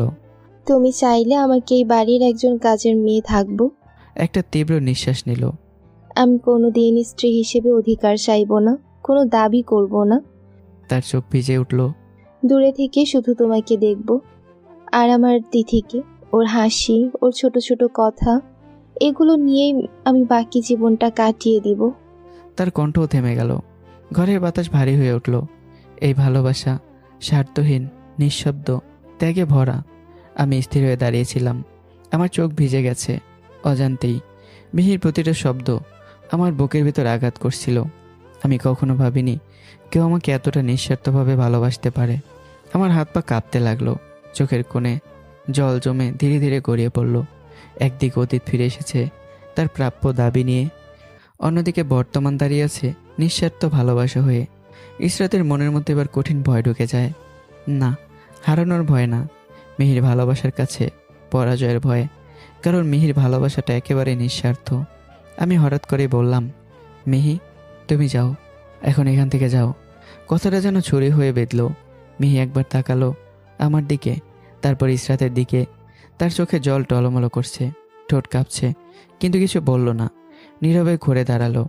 তার পায়ের শব্দগুলো ধীরে ধীরে মিলিয়ে গেল। তার সাথে নিয়ে গেল ঘরের সব উষ্ণতা। মিহি চলে যেতেই ঘরটা অদ্ভুতভাবে ফাঁকা হয়ে গেল। ইসরাত ধীরে বলল, অনেক, আমার আলাদা হওয়ার আগে আমি অনেক চেষ্টা করেছি একজন ভালো স্ত্রী হতে। ইসরাতের গলা কেঁপে উঠল। হয়তো পারিনি, পুরোপুরি পারিনি, কিন্তু ভেবেছিলাম একজন ভালো মা হব। ইসরাতের চোখ ভিজে উঠল। কিন্তু আমার কপাল দেখো, এখনো নিজের সন্তানকে বুকে নিতে পারিনি। এটা তোমার পাপের ফল। আমার চোখে কোনো মায়া নেই। আর তোমাকে আমি কিভাবে বিশ্বাস করব? তুমি আমাকে বারবার প্রতারণা করেছো। ইসরাত এক পা এগিয়ে এসে, সব ভুলে আমরা কি নতুন করে শুরু করতে পারি না অনেক, যেখানে শুধু আমি, তুমি আর আমাদের তিথি? আমি হঠাৎ থেমে গেলাম। আমার চোখে রাগ, কণ্ঠে তীব্র প্রশ্ন। তাহলে মিহির কি হবে? ও কোথায় যাবে? ইসরাত যেন বিষয়টা হালকা করেই বলল, ওকে কিছু টাকা দিয়ে ভালোভাবে সেটেল করে দাও। এই কথাটা শেষ হতেই আমার চোখ রক্তিম হয়ে উঠল। ইসরাত, তুমি ভালো হয়েছো, কিন্তু এখনো মানুষ হতে পারোনি। ইসরাত থমকে গেল। আমি এমন কি বললাম? এটা তো সব নারীর চাওয়া। সব নারী না। একটু আগে মিহি কি বলেছে শোনোনি? সেও তো একজন নারী। সে কি বলেছে শোনোনি? সে বলেছে সে আমাদের মাঝখানে আসবে না। সে বলেছে সে এই বাড়িতে কাজের মেয়ের মতো বেঁচে থাকবে। শুধু আমাকে আর তিথিকে একটু দেখতে পারলেই হবে তার। এইটাই নিঃস্বার্থ ভালোবাসা ইসরাত। তার মনে তোমার জন্য একটু হিংসা নেই। তুমি এত রেগে যাচ্ছ কেন? শান্ত হও। তুমি জানো মিহির জন্য কত ভালো ভালো বিয়ের প্রস্তাব এসেছিল। একটার পর একটা সব সে ফিরিয়ে দিয়েছে, কারণ সে আমার পাশে থাকতে চেয়েছে। একটা সময় আমার অনুরোধে সে বিয়ে করতে রাজি হয়। কিন্তু তখন এলাকার সবাই বলতে শুরু করে আমি মিহির স্বামী, আমাদের একটা মেয়ে আছে। এসব শুনে একটার পর একটা প্রস্তাব ভেঙে যেতে থাকে। মানুষ থেকে দোষ দিত, আমাকে ভালোবেসেছে বলে এই চাপ, এই অপমান সব সহ্য করতে না পেরে তার বাবা হার্ট অ্যাটাকে মারা যান। মরার আগে তার বাবার শেষ ইচ্ছে ছিল আমি মিহিকে বিয়ে করি। আমি সেই শেষ ইচ্ছেটা পূরণ করেছি। আজ 3 বছর সে আমার স্ত্রী, কিন্তু আমি তাকে একদিনের জন্য স্ত্রীর অধিকার দেইনি। তবুও একবারও একটা অভিযোগও করেনি, কোনো দাবি করেনি, না কোনো অভিমান, শুধু চুপচাপ থেকেছে। এই ভালোবাসা শব্দহীন, দাবিহীন, তবুও সবচেয়ে গভীর। এখন বলো ইসরাত, এই মেয়েটাকে আমি কোথায় ফেলবো? বলো ইসরাত, চুপ করে আছো কেন? এই মেয়েটাকে আমি কোথায় রাখবো? এই দুনিয়ায় আমি আর তিথি ছাড়া ওর আর কেউ নেই। আর কি বললে তুমি? টাকা? ওর বাবা ওর জন্য অনেক টাকা রেখে গিয়েছে। কথাগুলো বলে আমি তাকিয়ে রইলাম। ইসরাত কিছুক্ষণ চুপ করে রইল। তার ভেতরে যেন দুটো যুদ্ধ, একটা মায়া, আরেকটা নিজের অধিকার ফিরে পাওয়ার জেদ। মিহির জন্য তার সত্যি কষ্ট হচ্ছিল। মেয়েটার তো কোনো দোষ নেই, কিন্তু আমি নরম হলেই আমি আবার হারাবো। নিজেকে শক্ত করে ইসরাত বলল, অনেক, তুমি অন্যায় করেছো আমার সাথে। তোমার স্ত্রী থাকা অবস্থায় দ্বিতীয় বিয়ে করেছো, সেই হিসাবে তুমি মিহির সাথে অন্যায় করেছো। ইসরাতের কণ্ঠ দৃঢ় হয়ে উঠল। এখন কি করবে সেটা তোমার ব্যাপার। সমস্যা তুমি তৈরি করেছো, সমাধানও তোমাকেই করতে হবে। একটু থেমে, আমি এই বাড়ি থেকে কোথাও যাচ্ছি না, প্রয়োজনে সতীনের সাথেও থাকবো। আমি নিঃশব্দে তাকিয়ে রইলাম। বুঝে গেলাম ইসরাতকে সহজে ভাঙা যাবে না। সে ভালো হয়েছে, কিন্তু ভেতরে সেই জেদ এখনও রয়ে গেছে। মিহি, মিহি। কিছুক্ষণ পর মিহি এসে দাঁড়ালো। বুকে শক্ত করে জড়িয়ে আছে তিথিকে। তার চোখ লাল, কান্না চেপে রেখেছে। তোমার রুমের সব কাপড় চোপড় গুছিয়ে ব্যাগে ভরে বাইরে নিয়ে আসো। কথাটা শুনে মিহি যেন জমে গেল। এক মুহূর্তেই সব বুঝে ফেলল সে। আজ তার শেষ দিন। তার চোখ বেয়ে নীরবে জল গড়িয়ে পড়তে লাগলো। ধীরে তিথিকে ইসরাতের কোলে দিয়ে বলল, ওকে আপু, রাখুন, আমি কাপড়গুলো নিয়ে আসি। ইসরাতও থমকে গেল। তার মনে প্রশ্ন উঠল, অনেক কি সত্যি ওকে বের করে দেবে? মেয়েটার তো কোনো দোষ নেই। কিন্তু সে নিজেকে থামালো। না, এখন দুর্বল হলে চলবে না। আগে নিজের সংসারটা ফিরে পাই, তারপর দেখি। কিছুক্ষণ পর মিহি সব গুছিয়ে নিয়ে বেরিয়ে এলো। চোখ ফুলে গেছে কান্নায়। ইসরাতের ব্যাগটা তোমার রুমে রেখে আসো। মিহি চুপচাপ ব্যাগটা নিয়ে গেল নিজের রুমে, যে রুমে সে এতদিন থেকেছে স্বপ্নহীন এক স্ত্রী হয়ে। আর সেই রুমে অন্য কারো জায়গা করে দিল। ফিরে এসে সে আবার তিথিকে বুকে জড়িয়ে ধরলো। এবার আর নিজেকে আটকাতে পারলো না, অজরে কাঁদতে লাগলো। তিথি অবাক হয়ে বলল, খালামণি তুমি কান্না করছো কেন? মিহি কোনো উত্তর দিল না, শুধু শক্ত করে জড়িয়ে ধরলো, যেন এই ছোট্ট মানুষটাকেই বুকের ভেতর লুকিয়ে রাখতে চায়। ধীরে তিথিকে ইসরাতের কোলে তুলে দিল। তারপর নিজের ব্যাগটা হাতে নিল। একবারে পিছনে তাকালো না। ধীরে ধীরে দরজার দিকে হাঁটতে শুরু করলো। প্রতিটা পা ফেলার সাথে একটা একটা করে সম্পর্ক ছিঁড়ে যাচ্ছে। দরজার সামনে এসে থামলো। হঠাৎই, মিহি, স্বামীর অনুমতি না নিয়ে কোথায় যাচ্ছ? কথাটা যেন শুধু একটা বাক্য ছিল না, ছিল অধিকার, ছিল দাবি, ছিল এমন এক সত্য যা ঘরের প্রতিটি দেয়ালে প্রতিধ্বনি তুলল। মিহি থমকে দাঁড়ালো। তার পা যেন মাটিতে গেঁথে গেল। শরীর কেঁপে উঠল হালকা ঝড়ে, ভেজা পাতার মতো। চোখে ভরা অশ্রু নিয়ে ধীরে ধীরে ঘুরে তাকালো সে। ইসরাতও জমে গেল। তার বুকের ভেতরটা দকপক করে উঠছে। এটা কি বললো অনেক? মিহি কাপা গলায় বলল, তুমি তো এই বাড়ি থেকে চলে যেতে বললে। আমি এক পা এগিয়ে গিয়ে তাকে থামিয়ে দিলাম। আমি কি একবারও বলেছি তুমি এই বাড়ি থেকে চলে যাও? কথাগুলোতে কোনো রাগ ছিল না, কিন্তু ছিল এমন এক কঠিন দৃঢ়তা যা মিহির বুক ভেঙে আবারও জোড়া লাগাতে চাইছে। মিহি ধীরে ধীরে এগিয়ে এলো। না, বলো নাই, কিন্তু এখন আপু এসেছে। এর মাঝে ইসরাত বলল, অনেক, ও যখন যেতে চাচ্ছে যেতে দাও, আটকে রেখে লাভ কি? এই কথাটাই যেন আগুনে ঘি ঢেলে দিল। আমার চোখে রক্তবর্ণ হয়ে উঠল। এই জন্যই বলেছি ইসরাত, তুমি ভালো হয়ে গিয়েছো, কিন্তু মানুষ হতে পারোনি। ইসরাত প্রতিবাদ করতে কেউ থেমে গেল। আমি মানুষ না? আমি হাত তুলে তাকে থামিয়ে দিলাম। শোনো, অতীতের অন্ধকারে ডুবে যাওয়া এক মানুষের মতো। আমার বয়স যখন 8 বছর, আমার মা মারা যায়। আমি ভাবতাম ওটা একটা দুর্ঘটনা ছিল, কিন্তু কিছুদিন আগে জানতে পারলাম ওটা দুর্ঘটনা না, হত্যা। পুরো ঘর নিস্তব্ধ, শব্দহীন এক ঝড় বয়ে যাচ্ছে।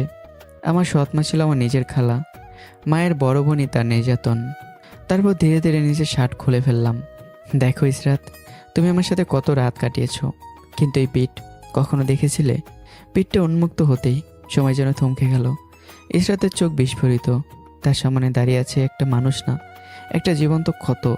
পিঠ জুড়ে দগদগে দাগ, যেন বারবার আগুনে পোড়ানো হয়েছে, যেন অ্যাসিডে ঝলসে দেওয়া হয়েছে জীবনের প্রতিটা ইঞ্চি। মিহিয়া নিজেকে ধরে রাখতে পারল না। কাপা হাতে এগিয়ে সে ছুঁয়ে দিল সেই দাগগুলো। এগুলো কে করেছে তোমার সাথে? আমার কণ্ঠ ভেঙে যাচ্ছে, প্রতিটা শব্দে ব্যথা। ইসরাতের চোখেও জল জমেছে। তবু সে জিজ্ঞাসা করলো, অনিক, এমন অমানসিক নির্যাতন কে করেছে? আমার সৎ মা, মানে আমার বড় খালা। মিহি যেন শিউরে উঠল। উনি কি মানুষ নাকি মানুষের মুখোশে জানোয়ার? ইসরাত কাপা গলায় বলল, তুমি আমাকে এসব আগে বলনি কেন? আমি দীর্ঘ শ্বাস ফেললাম। আমার চোখে তখন ক্লান্তি আর অনেক বছরে জমে থাকা যন্ত্রণা। একদিকে সৎমায়ের অত্যাচার, আরেকদিকে তার আগের সংসারের 2 ছেলে নির্যাতন। আমার জীবনটা একটা জাহান্নাম ছিল। বাবা আমার জন্য কখনো দাঁড়ায়নি, প্রতিবাদও করেনি। ঠিক সেই সময় তুমি এসেছিলে আমার জীবনে, একটা আশার আলো হয়ে। কথাগুলো ঝরে পড়তেই ঘরের ভিতর আর কেউ কোনো কথা বলল না, কারণ এটার কোনো গল্প না, এটা একটা ভাঙা মানুষের ইতিহাস। আমি আবারও ধীরে ধীরে বলতে শুরু করলাম, ইসরাত, তুমি যেদিন বলেছিলে তুমি সৎ মায়ের নির্যাতনের শিকার, প্রতিদিন তোমাকে অত্যাচার করা হয়, সেদিন মনে হয়েছিল আমি যেন আয়নার সামনে দাঁড়িয়ে আছি। তোমার মধ্যে আমি আমারই প্রতিচ্ছবি দেখেছিলাম। তারপর তোমার ভালোবাসা, তোমার যত্ন, সব মিলে আমি যেন নতুন করে বাঁচতে শিখেছিলাম, নতুন একটা জীবন পেয়েছিলাম। কিন্তু কিন্তু যেদিন পুরো ভার্সিটির সামনে তুমি আমাকে থাপ্পড় মারলে আর নিজের ছলনার গল্পগুলো সবার সামনে কটাক্ষ করে বললে, সেদিন আমার পুরো পৃথিবীটা উল্টে গিয়েছিল। তোমাকে নিয়ে যত স্বপ্ন বুনেছিলাম সব এক মুহূর্তে ধূলিসাৎ হয়ে গেল। সেদিন আমি পারিনি তোমার সামনে আমার বুক ছেড়ে দেখাতে যে আমি তোমাকে কতটা ভালোবাসতাম, কারণ তখন তুমি ছিলে অহংকারে অন্ধ, এতটাই অন্ধ যে আমার ভেতর বাইরে যে কত ক্ষতবিক্ষত করেছিলে তা তুমি দেখলে না। তখন বুঝেছিলাম মানুষের মন নিয়ে খেলা করা তোমার কাছে পুতুল খেলার মতোই সহজ। ইসরাতা নিজেকে ধরে রাখতে পারল না। তার চোখ বেয়ে টপ টপ করে জল পড়ছে। মনে মনে সে নিজেকেই দোষ দিচ্ছে। আমি একটা অসহায় এতিম নির্যাতিত মানুষের সাথে খেলা করেছি, তার অনুভূতি, তার ভালোবাসা সব কিছু নিয়ে। ইসরাত ধীরে বলে ফেলল, অনেক বাবার টাকা, অতিরিক্ত ভালোবাসা, এইসবের অহংকারে আমি অন্ধ হয়ে গেছিলাম। ভুল করেছি আমি, এখন সব কিছু ভুলে ক্ষমা করা যায় না? ইসরাতেরও কণ্ঠ কাঁপছে।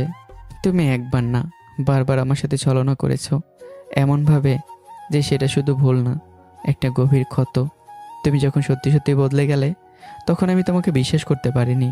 কারণটা তুমি জানো ইসরাত। এবার তুমি বলো, আমার জায়গায় তুমি থাকলে তুমি কি আমাকে বিশ্বাস করতে পারতে? ইসরাত এক মুহূর্তও দেরি করলো না। না, পারতাম না। তোমার মতো কষ্ট, এই নির্যাতন সহ্য করা, বারবার ছলনার শিকার, অসম্ভব অনেক, সত্যি অসম্ভব। ঘরের এক কোণে নিঃশব্দে দাঁড়িয়ে আছে মিহি। তার চোখ থেকে নীরবে জল ঝরছে। সে কিছু বলছে না, কিন্তু তার হৃদয়ে কথা বলছে। আমার কোনো দাবি নেই, আমি শুধু চাই অনেক তুমি সুখে থাকো। তোর পাশে থাকতে পারলেই আমার জীবন পূর্ণ। মিহি তিথির দিকে তাকালো, তারপর আমার দিকে, আর মনে মনে বলল, স্ত্রীর অধিকার না পেলেও তোমাদের দুজনকে ভালোবাসতে পারলেই আমার বেঁচে থাকা সার্থক হবে। আমি অসহায় দৃষ্টিতে মিহির দিকে তাকিয়ে রইলাম। আমার চোখে তখন কোনো রাগ নেই, শুধু একরাশ ক্লান্তি আর দায়বদ্ধতার ভার। আমি কখনো মিহিকে বিয়ে করতে চাইনি, বরং আমি নিজেই ওর হাত ধরে অনুরোধ করেছিলাম সে যেন অন্য কাউকে বিয়ে করে, নিজের মতো একটা জীবন শুরু করে। কিন্তু সমাজ, মানুষের কথা, সব কিছু মিলে প্রতিবার ওর বিয়ে ভেঙে গেছে।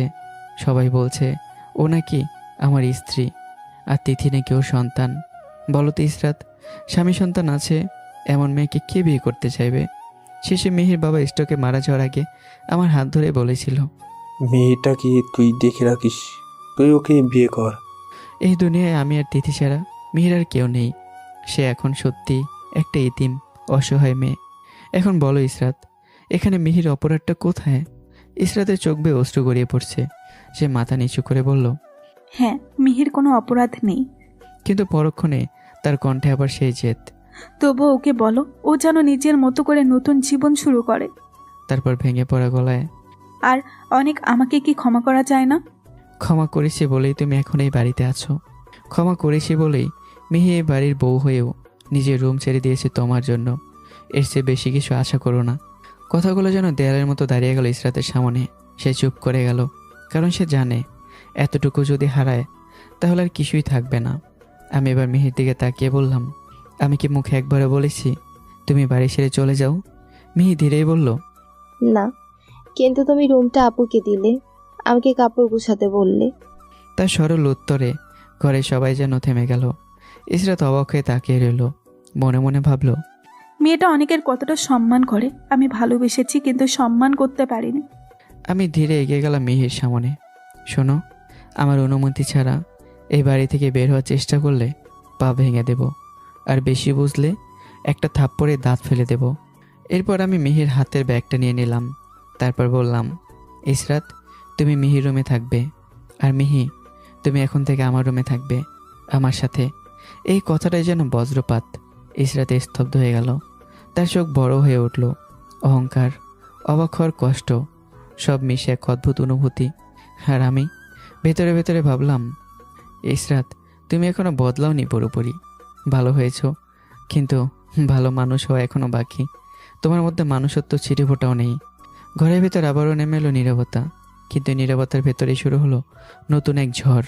আমি এবার মেহের হাতটা হালকা করে ধরলাম, ব্যাগটা নিজের কাঁধে তুললাম, ধীরে ধীরে নিজের রুমের দিকে চলে এলাম। দরজাটা বন্ধ হয় শব্দে যেন ইসরাতের বুকের ভিতর গিয়ে আঘাত করলো। ইসরাত ঠিক সেই জায়গায় দাঁড়িয়ে রইল, নড়ল না, কিছু বললও না, শুধু তার চোখ বেয়ে নিঃশব্দে জল গড়িয়ে পড়তে লাগলো। মনে মনে সে নিজেকেই প্রশ্ন করতে লাগলো, সত্যিই কি আমি মানুষ হতে পারিনি? সত্যিই কি আমার জন্য সব কিছু ভেঙে গেছে? তার ভেতর থেকে উত্তর এলো, হ্যাঁ, আমার মধ্যে মনুষ্যত্ব ছিটে ফোটাও নেই। আমার ভুল, আমার অহংকার, আমার অন্ধত্ব। সে ধীরে ধীরে বসে পড়ল সোফায়। অনেক আমার উপর বিশ্বাস হারিয়েছে, এটা তো আমারই দোষ। তার উপর মা আর আবির ভাই যা করেছে। তার বুকটা হাহাকার করে উঠল। মিহি, ও তো কোনো দোষই করেনি, তবুও আমাদের মাঝখানে দেওয়াল হয়ে দাঁড়াতে চায়নি। চোখ বন্ধ করে ফিসফিস করে বলল, আসলে সত্যি আমার ভেতরে মনুষ্যত্বের ছিটে ফোটাও নেই। আর মিহি, সে ভালোবাসাতেই জানে অনেকের খুশির জন্য নিজের সব কিছু ত্যাগ করে। ঘরের নিস্তবতারও গভীর হয়ে উঠল। অন্যদিকে আমি নিজের রুমে ঢুকে দরজা বন্ধ করে দিলাম। মেয়ে একটু অস্থির হয়ে বলল, অনি, তুমি এটা কি করলে? আপু খুব কষ্ট পাবে। তোমার উচিত ছিল আপুকে এই রুমে নিয়ে আসা। আমি আগের রুমেই থাকতাম। চুপ, একদম চুপ। মেয়ে থেমে গেল। আমি গভীর চোখে তাকালাম। তুমি কি মনে করো আমি ইসরাতকে ভালোবাসি না? ইসরাত আমার প্রথম ভালোবাসা। আমি ওকে অনেক ভালোবাসি। মিহির বুকটা কেঁপে উঠল। তবু সে জিজ্ঞাসা করলো, তাহলে আমাকে এখানে কেন আনলে? কারণ তুমি আমার স্ত্রী মিহি। যতটুকু অধিকার ইসরাতের আছে ততটুকু তোমারও আছে আমার উপর। ইসরাত আমার ভালোবাসা, আমার সন্তানের মা, আর তুমি আমার দায়িত্ব। দায়িত্ব, এই একটা শব্দেই মিহির বুকের ভিতরে অদ্ভুত ব্যথা আর শান্তি একসাথে জাগিয়ে দিল। আমি যতদিন বেঁচে থাকবো তুমি আমার পাশে থাকবে, আমার স্ত্রী হয়ে। আর এটা ইসরাতকে মেনে নিতেই হবে। মেয়ে শান্ত কণ্ঠে বলে উঠল, আমি একটা মেয়ে হয়ে আর একটা মেয়ের সংসার। আমি তাকে থামিয়ে দেই। তারপর বলি, এখন তুমি তিথিকে মাঝখানে দিয়ে শুয়ে পড়ো। মেয়ে আর কিছু বলল না, চুপচাপ তিথিকে কোলে নিয়ে বিছানার একপাশে শুয়ে পড়ল। তার চোখের কোণে জমে থাকা জল নিঃশব্দে বালিশ ভিজিয়ে দিল। অন্যদিকে ইসরাত ধীরে মাথা তুলে তাকালো। তার ভেতরে তখন নতুন একটা সিদ্ধান্ত জন্ম নিচ্ছে। না, এভাবে কঠিন হয়ে থাকলে হবে না। মিহিকে বুঝাতে হবে ভালোভাবে, যেন ও নিজে থেকেই সরে যায়। তার চোখে আবারও জেদ ফিরে এলো, কিন্তু এবার সেটা আগের মতো অন্ধ না, বরং হিসেবে। আর অন্যদিকে আমি ছাদের উপর দাঁড়িয়ে আছি। রাতের আকাশ নিঃশব্দে সাক্ষী একটা মানুষের ভেতরে যুদ্ধের। আমি আকাশের দিকে তাকিয়ে ভাবি, জীবন আমাকে কোথায় এনে দাঁড় করালো। একদিকে মিহি, আরেকদিকে আমার ভালোবাসা, আমার সন্তানের মা। ইসরাতের তো পরিবার আছে, মা বাবা আছে, কিন্তু মিহি, ওর তো আমি ছাড়া কেউ নেই। আমার বুক শক্ত হয়ে উঠল। না, মিহিকে একা ছেড়ে দেওয়া যাবে না। ইসরাতকে বোঝাতে হবে, এই সত্যটা মেনে নিতে হবে ওর। রাতের বাতাস বয়ে গেল, আর তার সাথে তিনটা জীবনের অদৃশ্য টানাপোড়েনে আরও গভীর হয়ে উঠল। পরদিন সকালটা যেন অদ্ভুত ভারী হয়ে উঠেছিল। আমি অফিসে বসে আছি, কিন্তু আমার সামনে থাকা ফাইলগুলো যেন শুধু কাগজ, কোনো শব্দ, কোনো অর্থ নেই তাতে। আমার মাথার ভেতরে শুধু একটা চিন্তায় ঘুরপাক খাচ্ছে। যদি মিহিকে চলে যেতে বলি, মেয়েটা কিছু বলবে না, চুপচাপ চলে যাবে। কিন্তু কিছুদিন একা থাকার পর যদি নিজেকে শেষ করে দেয়, এই ভাবনাটি আমাকে ভিতর থেকে ভেঙে দিল। হাতের কলমটা টেবিলে পড়ে গেল। মাথা যেন কাজ করা বন্ধ করে দিল একেবারে। আর থাকতে পারলাম না, হঠাৎ করে উঠে দাঁড়ালাম। সব কাজ ফেলে রেখে বাসার দিকে রওনা দিলাম। অন্যদিকে ইসরাত আজ অফিসে যায়নি। ভোরবেলা উঠে নিজেতে সবার জন্য নাস্তা তৈরি করেছে, কিন্তু ততক্ষণে আমি বেরিয়ে এসেছি। তার সেই ছোট্ট চেষ্টা কারো চোখেই পড়ল না। দুপুর ঘুরে এলো, ঘরের ভেতর নিঃশব্দ উত্তেজনা। ইসরাত ধীরে বলল, মিহি, তোমার সাথে একটু কথা ছিল। মিহি মৃদু হেসে বলল, বলুন আপু, আপনার কথা কি আমি না শুনি? ইসরাত কিছুক্ষণ চুপ রইল, তারপর সরাসরি বলল, তোমার সাথে অনেকের বিয়ে হয়েছে 3 বছর, কিন্তু তোমাদের মধ্যে স্বামী স্ত্রীর সম্পর্ক এখনো হয়নি। কথাটা ছুরি হয়ে বেঁধল। মিহির বুকটা যেন মোচড় দিয়ে উঠল, নিঃশ্বাস ভারী হয়ে গেল। ইসরাত থামল না। আমার মনে হয় ভবিষ্যতেও আর কখনো হবে না। এইবার শব্দগুলো শুধু আঘাত নয়, অপমান হয়ে নামলো মিহির মনে। ইসরাত ধীরে হিসেবে কণ্ঠেই বলল, তোমার সন্তান নেই, কিন্তু আমার আছে। তাই তুমি চাইলে নতুন করে জীবন শুরু করতে পারবে, কিন্তু আমি পারবো না। তার চোখে অনুরোধ। তাই প্লিজ তুমি আমাদের মাঝখান থেকে সরে যাও। তোমার যেহেতু কোনো বাচ্চা নেই, তোমার জন্য সব কিছু সহজ হবে। একটু থেমেই, যদি তোমার বাচ্চা থাকতো আমি সব মেনে নিতাম, সতীন নিয়েও সংসার করতাম। এই কথাটাই মিহির হৃদয়ে বজ্রপাতের মতো পড়ল। তার কানে বারবার বাজতে লাগলো। তোমার যেহেতু কোনো বাচ্চা নেই। তার চোখ ভিজে উঠল, বুকের ভেতর জ্বর শুরু হলো। ধীরে কাপা গলায় বলল, আপু, আমাকে একটু সময় দিন। আমি চুপচাপ আপনার জীবন থেকে সরে যাব। কথাগুলো বলার সময় তার ভেতরের পৃথিবীটা ভেঙে পড়ছিল। ঠিক তখনই দরজার আড়ালে দাঁড়িয়ে সব কিছু শুনছিলাম আমি। আমার হাত মুঠো হয়ে গেল, শিরা ফুলে উঠল, চোখ রক্তবর্ণ। তবু আমি সামনে গেলাম না, একটা শব্দও করলাম না। চুপচাপ ঘুরে বাড়ির বাইরে চলে এলাম। আমার ভেতরে তখন আগুন জ্বলছে। ইসরাত, তোমার ভেতরে এতটুকু মায়া নেই যে মেয়েটা তোমার সন্তানের জন্য নিজের সব কিছু ত্যাগ করেছে? সত্যি তুমি স্বার্থপর ইসরাত। এবার সব কিছু শেষ করব, তোমার শাস্তি হবে। তুমি সারা জীবন নিজের সতীনের সাথেই থাকতে বাধ্য হবে।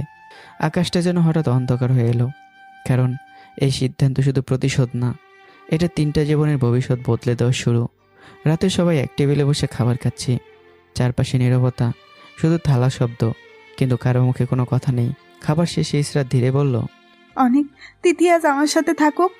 তিথি মিষ্টি গলায় বলে, খালামণিও বলেছে তুমি নাকি আমার আম্মু। এটা কি সত্যি? এই একটা শব্দ আম্মু, ইসরাতের বুকটা কেঁপে উঠল, চোখ ভিজে যায়, ঠোঁট কাঁপে। সে তিথিকে বুকে জড়িয়ে ধরে। হ্যাঁ মামুনি, আমিই তোমার আম্মু। তিথিও শক্ত করে জড়িয়ে ধরে, যেন বহুদিনের খোঁজ পাওয়া নিরাপদ আশ্রয়। ইসরাত বলে, তাহলে আজ আমি তিথিকে নিয়ে যাই। আমি কিছু না বলি, শুধু চোখের ইশারায় সম্মতি দেই। নিয়ে যাও। আমি রুমে ঢুকতেই মিহি চুপচাপ দাঁড়িয়ে থাকে কিছুক্ষণ, তারপর ধীরে বলে, অনেক, আমি ভাবছি আমি সিঙ্গাপুর চলে যাই। এখানে এমনিতেই আমার কেউ নেই, স্বামী হিসেবে তুমি আছো, কিন্তু তোমার ভালোবাসা তো আর পাবো না, সেই আশাও আর রাখি না। আমি কোনোদিন আমার অধিকারও চাইতে পারবো না, তাই চলে যাওয়াই ভালো।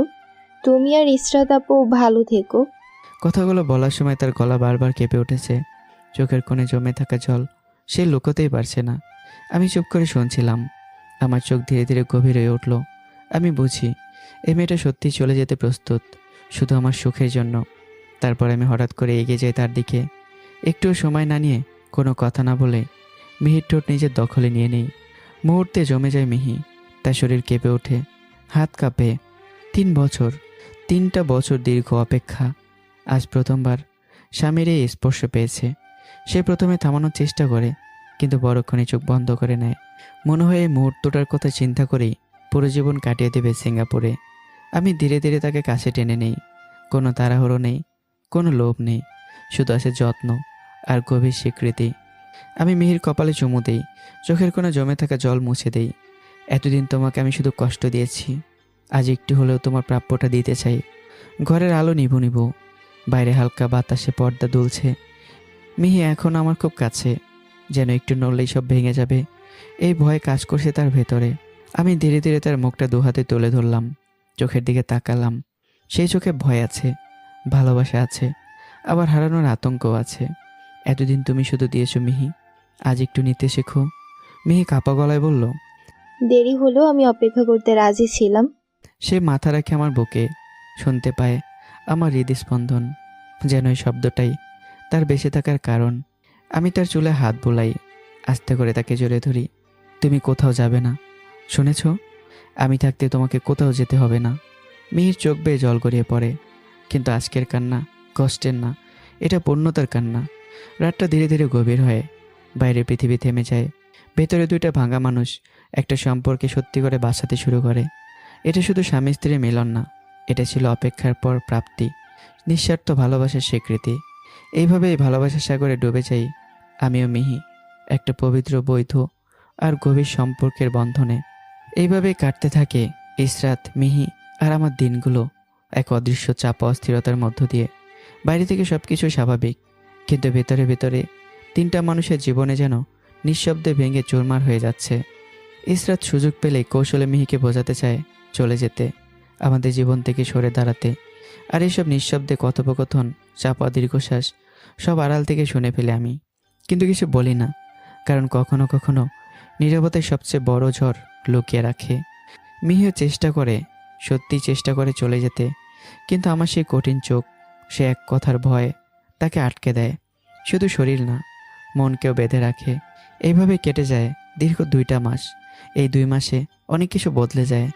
কেউ জেলে যায়, কেউ ঘর হারায়, আর কেউ নিজের ভেতরে মানুষটাকে হারিয়ে ফেলে। আবির এখন জেলে, নিজের পাপের শাস্তি ভোগ করছে। তার মা বাবা ঘর ছাড়া, সময়ের কাছে হার মেনে তার আজ অসহায়। একদিন আসলাম খান আসেন আমার বাড়িতে, তার চোখে ক্লান্তি, কণ্ঠে অনুতাপ, যেন বুঝতে পারা সত্যের ভারে নুয়ে পড়েছেন তিনি। মিহি তাকে দেখে সম্মান নিয়ে এগিয়ে আসে, নিজের বাবার মতোই যত্ন করে বসতে দেয়। শারমিন খানও চুপচাপ, আজ তার চোখে আগের সেই কঠোরতা নেই। আসলাম খান ধীরে বলে ওঠেন, অনেক, আজকে একটা কথা বলতে এখানে এসেছি। আপনার কন্যার জন্য কোনো সুপারিশ ছাড়া সব কিছু বলতে পারেন।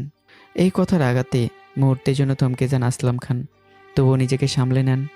আমি মেয়ের হয়ে কিছু বলতে হাসি নাই। ইশরাত বেঁচে আছে তোমার মায়ের জন্য, আর তুমি মা হারিয়েছো ইশরাতের জন্য। একটা বাক্য, কিন্তু যেন বজ্রপাত। আমি স্থির হয়ে যাই, আমার চোখে অবিশ্বাস, কণ্ঠে কাঁপন। কিসব বলছেন আপনি? আমি কিছুই বুঝতে পারছি না। তারপর আসলাম খান খুলে দেন অতীতের সেই কালো অধ্যায়, যেখানে রক্ত, বিশ্বাসঘাতকতা আর পাপ মিশে এক ভয়ঙ্কর ইতিহাস তৈরি করেছে। সব শুনে আমি আর দাঁড়িয়ে থাকতে পারি না, দপ করে ফ্লোরে বসে পড়ি। আমার বুকটা যেন ভেঙে টুকরো টুকরো হয়ে যাচ্ছে, আমার চোখ দিয়ে পানি গড়িয়ে পড়ছে। কিন্তু সে পানি শুধু কান্নার না, এটা হারানোর, ভাঙার আর সত্য জানা যন্ত্রণা। আমি ওদের কাউকে ছাড়ব না। আসলাম খান ধীরে মাথা নাড়িয়ে বলেন, ওদের পাপের শাস্তি ওরা পাচ্ছে অনেক। পাপ কখনো কাউকে ছাড়ে না, সময় শুধু একটু দেরি করে। তোমার সৎ মা এখন রাস্তায় ভিক্ষা করছে, তার 2 ছেলে থাকে সাথে রাখে না। ব্যাংক যখন তোমাদের বাড়ি নিলাম তুলে, তখন ওই পরিবার ধ্বংস হয়ে যায়। ঘরটা নিস্তব্ধ, এমন নীরবতা যেখানে নিঃশ্বাসের শব্দ ভারী লাগে। ইসরাতা নিজেকে ধরে রাখতে পারে না, ধীরে ধীরে এগিয়ে আসে, আমার সামনে বসে পড়ে। তার হাত কাঁপছে, চোখ ভেজা, কণ্ঠ ভেঙে যাচ্ছে। অনেক, আমি জানতাম না, আমি যদি জানতাম আমি কখনো তোমাকে এভাবে হারাতে দিতাম না। তার প্রতিটা শব্দে অনুতাপ, প্রতিটা নিঃশ্বাসে অপরাধ বোধ। সে মাথা নিচু করে কাঁদতে থাকে, যেন নিজের বিচার নিজেই করছে। এক কোণে দাঁড়িয়ে থাকা মিহির বুকটা হু হু করে ওঠে। সে তিথিকে বুকে জড়িয়ে ধরে, চোখের পানি মুছে ফেলতে চায়, কিন্তু পারে না। ধীরে বলে, ভাগ্য কখনো কখনো মানুষকে এমন জায়গায় দাঁড় করায় যেখানে কেউ দোষী নয়, তবুও সবাই শাস্তি পায়। আমি ধীরে মাথা তুলি, আমার চোখে আগুন নেয়াজ, আছে শুধু ক্লান্তি আর ভাঙা ভালোবাসা। আমি তাকাই, একবার ইসরাতের দিকে, একবার মিহির দিকে। তারপর বলে, আমরা 3 জনই অন্যদের পাপের আগুনে পুড়েছি। এই একটা বাক্য ঘরের প্রতিটা দেয়ালে প্রতিধ্বনি হয়ে ফিরে আসে। ইসরাত ভেঙে পড়ে কান্নায়, মিহির চোখ থেকেও নীরব অশ্রু গড়িয়ে পড়ে। 3 জন মানুষ, একটা সম্পর্ক, কিন্তু ভাগ হয়ে গেছে সময়ে, ভুল আর পাপের কারণে। তবুও কোথাও না কোথাও ভালোবাসা এখনো বেঁচে আছে, শুধু পথ হারিয়ে ফেলেছে। ইসরাত কাপা গলায় বলে ওঠে, অনেক প্লিজ, সব কিছুর জন্য আমাকে ক্ষমা করে দাও। তার চোখে ভাঙা আকাশের মতো কান্না, কণ্ঠে এমন এক অসহায়তা যা শুনলে পাথরও নরম হয়ে যায়। আমি কিছুক্ষণ চুপ করে থাকি, আমার চোখে হাজারো প্রশ্ন, হাজারো ক্ষত। তারপর ধীরে বলি, ইসরাত, তুমি আগে ভালো হয়ে যাও, তোমার মধ্যে মানুষত্বের পুরো অভাব। এই একটা বাক্য ইসরাতের বুকটা যেন ছিঁড়ে ফেলল। সে হঠাৎ মাথা তুলে তাকায়, চোখ ভেজা, কিন্তু দৃষ্টি শক্ত। অনেক, আমি মানুষ অনেক আগেই হয়েছি, মনুষ্যত্ব আমার মধ্যে আছে, শুধু তুমি বুঝতে পারো নাই। এই বলে সে হঠাৎ দৌড়ে সিঁড়ির দিকে ছুটে যায়। সবাই একসাথে চমকে ওঠে। ইসরাত মুহূর্তটা যেন থেমে যায়, পর সেকেন্ডেই পা পিছলে যায়। ধাপ ধাপ ধাপ, একটা অসহ্য শব্দ, আর সাথে সাথেই একটা বুক ফাটা চিৎকার। ইসরাতের নিথর দেহে পড়ে থাকে সিঁড়ির নিচে। তার মাথার পাশে ধীরে ধীরে লাল রক্ত ছড়িয়ে পড়ে। সবাই দৌড়ে আসে। ঘরটা মুহূর্তেই বিশৃঙ্খলায় ভরে যায়। হাসপাতালের করিডোরে দৌড়াদৌড়ি। স্ট্রেচারে করে নিয়ে যাওয়া হচ্ছে ইসরাতকে। ডক্টর দ্রুত দেখে বলে, পেশেন্টের অবস্থা খুবই ক্রিটিক্যাল, এখন ইমার্জেন্সিতে নিতে হবে, অপারেশন লাগবে এখনই। আমি যেন বাস্তবতা থেকে বিচ্ছিন্ন হয়ে গেছি। তবুও কাঁপা গলায় বলি, ডক্টর, যত টাকা লাগে আমি দেব, প্লিজ। ডক্টর থামিয়ে দেয়। মিস্টার, টাকা সব কিছু না, আল্লাহকে ডাকুন। এই কথাটা শুনে আমার বুকটা কেঁপে ওঠে। একজন নার্স এসে বলে, পেশেন্টের গার্ডিয়ান কে? আমি ধীরে এগিয়ে যাই। আমি ওর গার্ডিয়ান, আমি ওর হাজব্যান্ড। আমার কণ্ঠে অধিকার, কিন্তু সে অধিকারে ভেঙে পড়েছে অপরাধ বোধ। আমি সাইন করে দেই, হাতটাও কাঁপছে। সাইনটাও ঠিকমতো করতে পারছি না। একপাশে মিহিতি থেকে বুকে জড়িয়ে কাঁদছে, তার চোখে জল থামছে না। একদিকে স্বামীর কষ্ট, অন্যদিকে সেই নারী যাকে সে প্রতিদ্বন্দ্বী ভাবার কথা, কিন্তু আজ শুধু একজন অসহায় মানুষ। শারমিন খানও ভেঙে পড়েছে। সব কিছু আমার জন্য হয়েছে, আমি যদি ওদের আলাদা না করতাম আজ এসব হতো না। তার কণ্ঠে অনুতাপ, কিন্তু সময় আর ফিরে আসে না। হঠাৎই মিহি বমি করতে করতে কাঁপতে থাকে। চোখ ঘুরে যায়। দপ করে পড়ে যাওয়ার আগেই আসলাম খান তাকে ধরে ফেলে।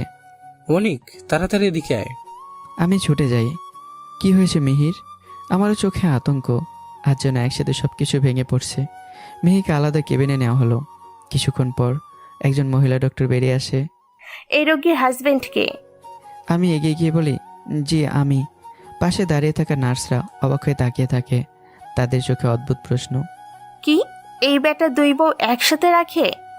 কিন্তু আজ কারো কিছু বলার সময় নেই। ডক্টর হালকা হাসি দিয়ে বলে, ভয়ের কিছু নেই, আপনার স্ত্রী 2 মাসের অন্তঃসত্ত্বা। মুহূর্তটা থেমে যায়। এই খবরটা শুনে একজন মানুষের খুশিতে ভেঙে পড়ার কথা আমার, কিন্তু আমি একদম চুপ। আমার চোখে জল, কিন্তু সেটা আনন্দের না। কারণ একদিকে মৃত্যুর সাথে লড়ছে ইসরাত, অন্যদিকে নতুন জীবনের খবর নিয়ে দাঁড়িয়েছে মিহি। জীবন যেন এক অদ্ভুত খেলায় আমাকে দাঁড় করিয়েছে। ঠিক তখনই আরেকজন ডক্টর এসে বলে, মিস্টার অনিক, আপনার স্ত্রী মিসেস ইসরাতের অপারেশন সাকসেসফুল হয়েছে। এবার আমার চোখ দিয়ে জল গড়িয়ে পড়ে। একসাথে স্বস্তি, ভয়, ভালোবাসা, দায়িত্ব সব কিছু মিশে যায়। আমি মাথা তুলে আকাশের দিকে তাকাই আর মনে মনে বলি, একজন আমার অতীত, একজন আমার বর্তমান, আর দুজনই আমার জীবনের অংশ। মিহির মুখে এক অদ্ভুত শান্তি, চোখে অশ্রু, কিন্তু সেই অশ্রুর ভেতরেও এক টুকরো হাসি লুকানো। সে মনে মনে বলে, আমার আর কিছুই চাই না, অনেকের এই ভালোবাসার স্মৃতি নিয়েই আমি পুরোটা জীবন পার করে দিতে পারবো। তার বুকের ভিতর নতুন একটা প্রাণ, আর সেই প্রাণের সাথে জড়িয়ে আছে তার ভালোবাসা, তার অস্তিত্ব। 24 ঘন্টা পরে ইসরাত এখন অনেকটা সুস্থ। মুখে ক্লান্তি থাকলেও চোখে একটা অন্যরকম স্থিরতা, যেন জীবনের অনেক বড় একটা সত্য সে মেনে নিয়েছে। তার মা বাবা পাশে বসে আছে, কিন্তু ইসরাতের দৃষ্টি দরজার দিকে। ঠিক তখনই আমি ভেতরে ঢুকলাম। আজ ইসরাতের মা বাবা চলে যায় বাহিরে। ইসরাত প্রথম কথাই বলে, মিহি কোথায়? এই প্রশ্নে আমি একটু থমকে যাই। আমার চোখে দ্বিধা। তারপর ধীরে বললাম, প্লিজ আর কিছুদিন মিহিকে সহ্য করো, তারপরে অন্য কোথাও পাঠিয়ে দেব। মিহি 2 মাসে প্রেগনেন্ট, তাই। এই কথা শুনে ইসরাতের চোখ বিস্ময়ে বড় হয়ে যায়, কিন্তু সে নিজেকে সামলে নেয়। ধীরে খুব শান্ত গলায় বলে, অনেক, তুমি আমাকে মানুষ মনে করো না তাই না, নাকি এখনো মনুষ্যত্বহীন ভাবো? আমি চুপ, একদম নিস্তব্ধ। আমার মনে হাজারো প্রশ্ন, কিন্তু কোনো উত্তর নেই। ইসরাত ধীরে বলে, মিহি যে আজ মা হতে যাচ্ছে, এটা আমার প্ল্যানের একটা অংশ। এই কথা শুনে আমি যেন জমে যাই। আমার চোখ বিস্ফোরিত, শ্বাস আটকে আসে। কি বলছো তুমি এসব ইসরাত? ইসরাত চোখ বন্ধ করে একটুখানি দীর্ঘশ্বাস ফেলে বলে, হ্যাঁ, এটা সত্যি, আমি ইচ্ছে করেই সেই কথাগুলো বলেছিলাম যেন তুমি শোনো। তার কণ্ঠ কাঁপছে, কিন্তু ভেতরে দৃঢ়তা। আমি জানতাম মিহি কখনো নিজের অধিকার চাইবে না, সে চুপচাপ তোমাকে ছেড়ে চলে যাবে। আমি তাকে আঘাত দিয়েছি, ওকে বলেছি ওর মতো কোনো সন্তান নেই, সে যেন চলে যায়। যেহেতু তার সন্তান নেই, সেহেতু তার চলে যাওয়া সহজ। আর এসব আমি ইচ্ছে করে তোমাকে শুনিয়ে বলেছি যেন তুমি নিজেই তাকে তার প্রাপ্যতা দাও, তার অধিকার দাও। কথাগুলো বলতে বলতে ইসরাতের চোখ ভিজে যায়। আমি মানুষ অনেক, আমার ভেতরেও মনুষ্যত্ব আছে। আমি যদি এটা না করতাম মিহি কখনো মা হওয়ার সুখ পেত না। আমি নিথর হয়ে দাঁড়িয়ে থাকি। আমার মনে হচ্ছে আমি যেন নতুন করে ইসরাতকে দেখছি। এই কি সেই ইসরাত যাকে আমি এতদিন পর্যন্ত স্বার্থপর ভেবেছি, নাকি এই মানুষটা একেবারে অন্য কেউ? ঠিক তখনই দরজা ধীরে খুলে যায়। মিহি ভেতরে ঢোকে। কোলে তিথি, মুখে ক্লান্তি, চোখে কান্নার ছাপ। সে তিথিকে ইসরাতের দিকে বাড়িয়ে দিয়ে বলে, আপু এই নাও তোমার মেয়ে। আমি আমি আর চলে যাচ্ছি। মিহি থামো। ইসরাতের কণ্ঠ। মিহি থেমে যায়, ধীরে পেছন ফিরে তাকায়, চোখ তার ভেজা। কি বলবে আপু? ইসরাত হালকা হাসে, কিন্তু সে হাসির ভেতর গভীর কষ্ট লুকানো। অনেককে পুরোটা আমাকে না দিয়ে আমরা যদি ভাগ করে নেই কেমন হয়? মুখটা নিস্তব্ধ। মিহি যেন কিছুই বুঝতে পারছে না। ইসরাত ধীরে বলে, আমি অনেককে অনেক আগেই হারিয়ে ফেলেছি। আজ যেটুকু ফিরে পেয়েছি সেটাই আমার জন্য অনেক। তার চোখে জল, কিন্তু কণ্ঠ স্থির। তুমি ওর বর্তমান, আমি ওর অতীত। আমরা দুজনেই ওর জীবনের অংশ। আমরা দুজনেই ওর স্ত্রী হয়ে থাকবো, তিথির মা আর তোমার সন্তানের মা। এক ছাদের নিচে একসাথে থাকবে আমার সাথে? এই প্রশ্ন শুনে মিহি চোখ দেওয়া ঝরে জল গড়িয়ে পড়ে। সে দৌড়ে ইসরাতকে জড়িয়ে ধরে। থাকবো আপু, আমি আর কিছুই চাই না, শুধু এই পরিবারটার একটা অংশ হয়ে থাকতে চাই। দুই নারীর আলিঙ্গনে অশ্রু, কষ্ট, ভালোবাসা সব এক হয়ে যায়। আমি চুপচাপ দাঁড়িয়ে থাকি, আমার চোখেও জল। মনে মনে বলি, সত্যি ইসরাত বদলে গেছে। আর সে শুধু ভালো না, সে সত্যিকারের মানুষ হয়ে উঠেছে। এই মুহূর্তে ভালোবাসা জিতে যায়, অহংকার হেরে যায়, আর একটা ভাঙা পরিবার ধীরে ধীরে নতুন করে গড়ে ওঠার পথ খুঁজে পায়। আর গল্পটা এভাবেই এখানেই শেষ হয়ে যায়। তো বন্ধুরা, গল্পটি এখানেই শেষ করা হলো। কেমন হয়েছে এই গল্পটি অবশ্যই কমেন্ট করে জানাবে। আর হ্যাঁ, ইদানিং খুব কম সাবস্ক্রাইব হচ্ছে চ্যানেলে, ভিডিওতে লাইকও কম হচ্ছে। তো তোমরা দেখিয়ে দাও তোমরা কতটা লাইক করতে পারো আর সাবস্ক্রাইব করতে পারো, আর কমেন্ট করেও দেখিয়ে দিও। দেখা হচ্ছে আবারও নতুন কোনো গল্পে। সবাই ভালো থাকবে, সুস্থ থাকবে। আল্লাহ হাফিজ।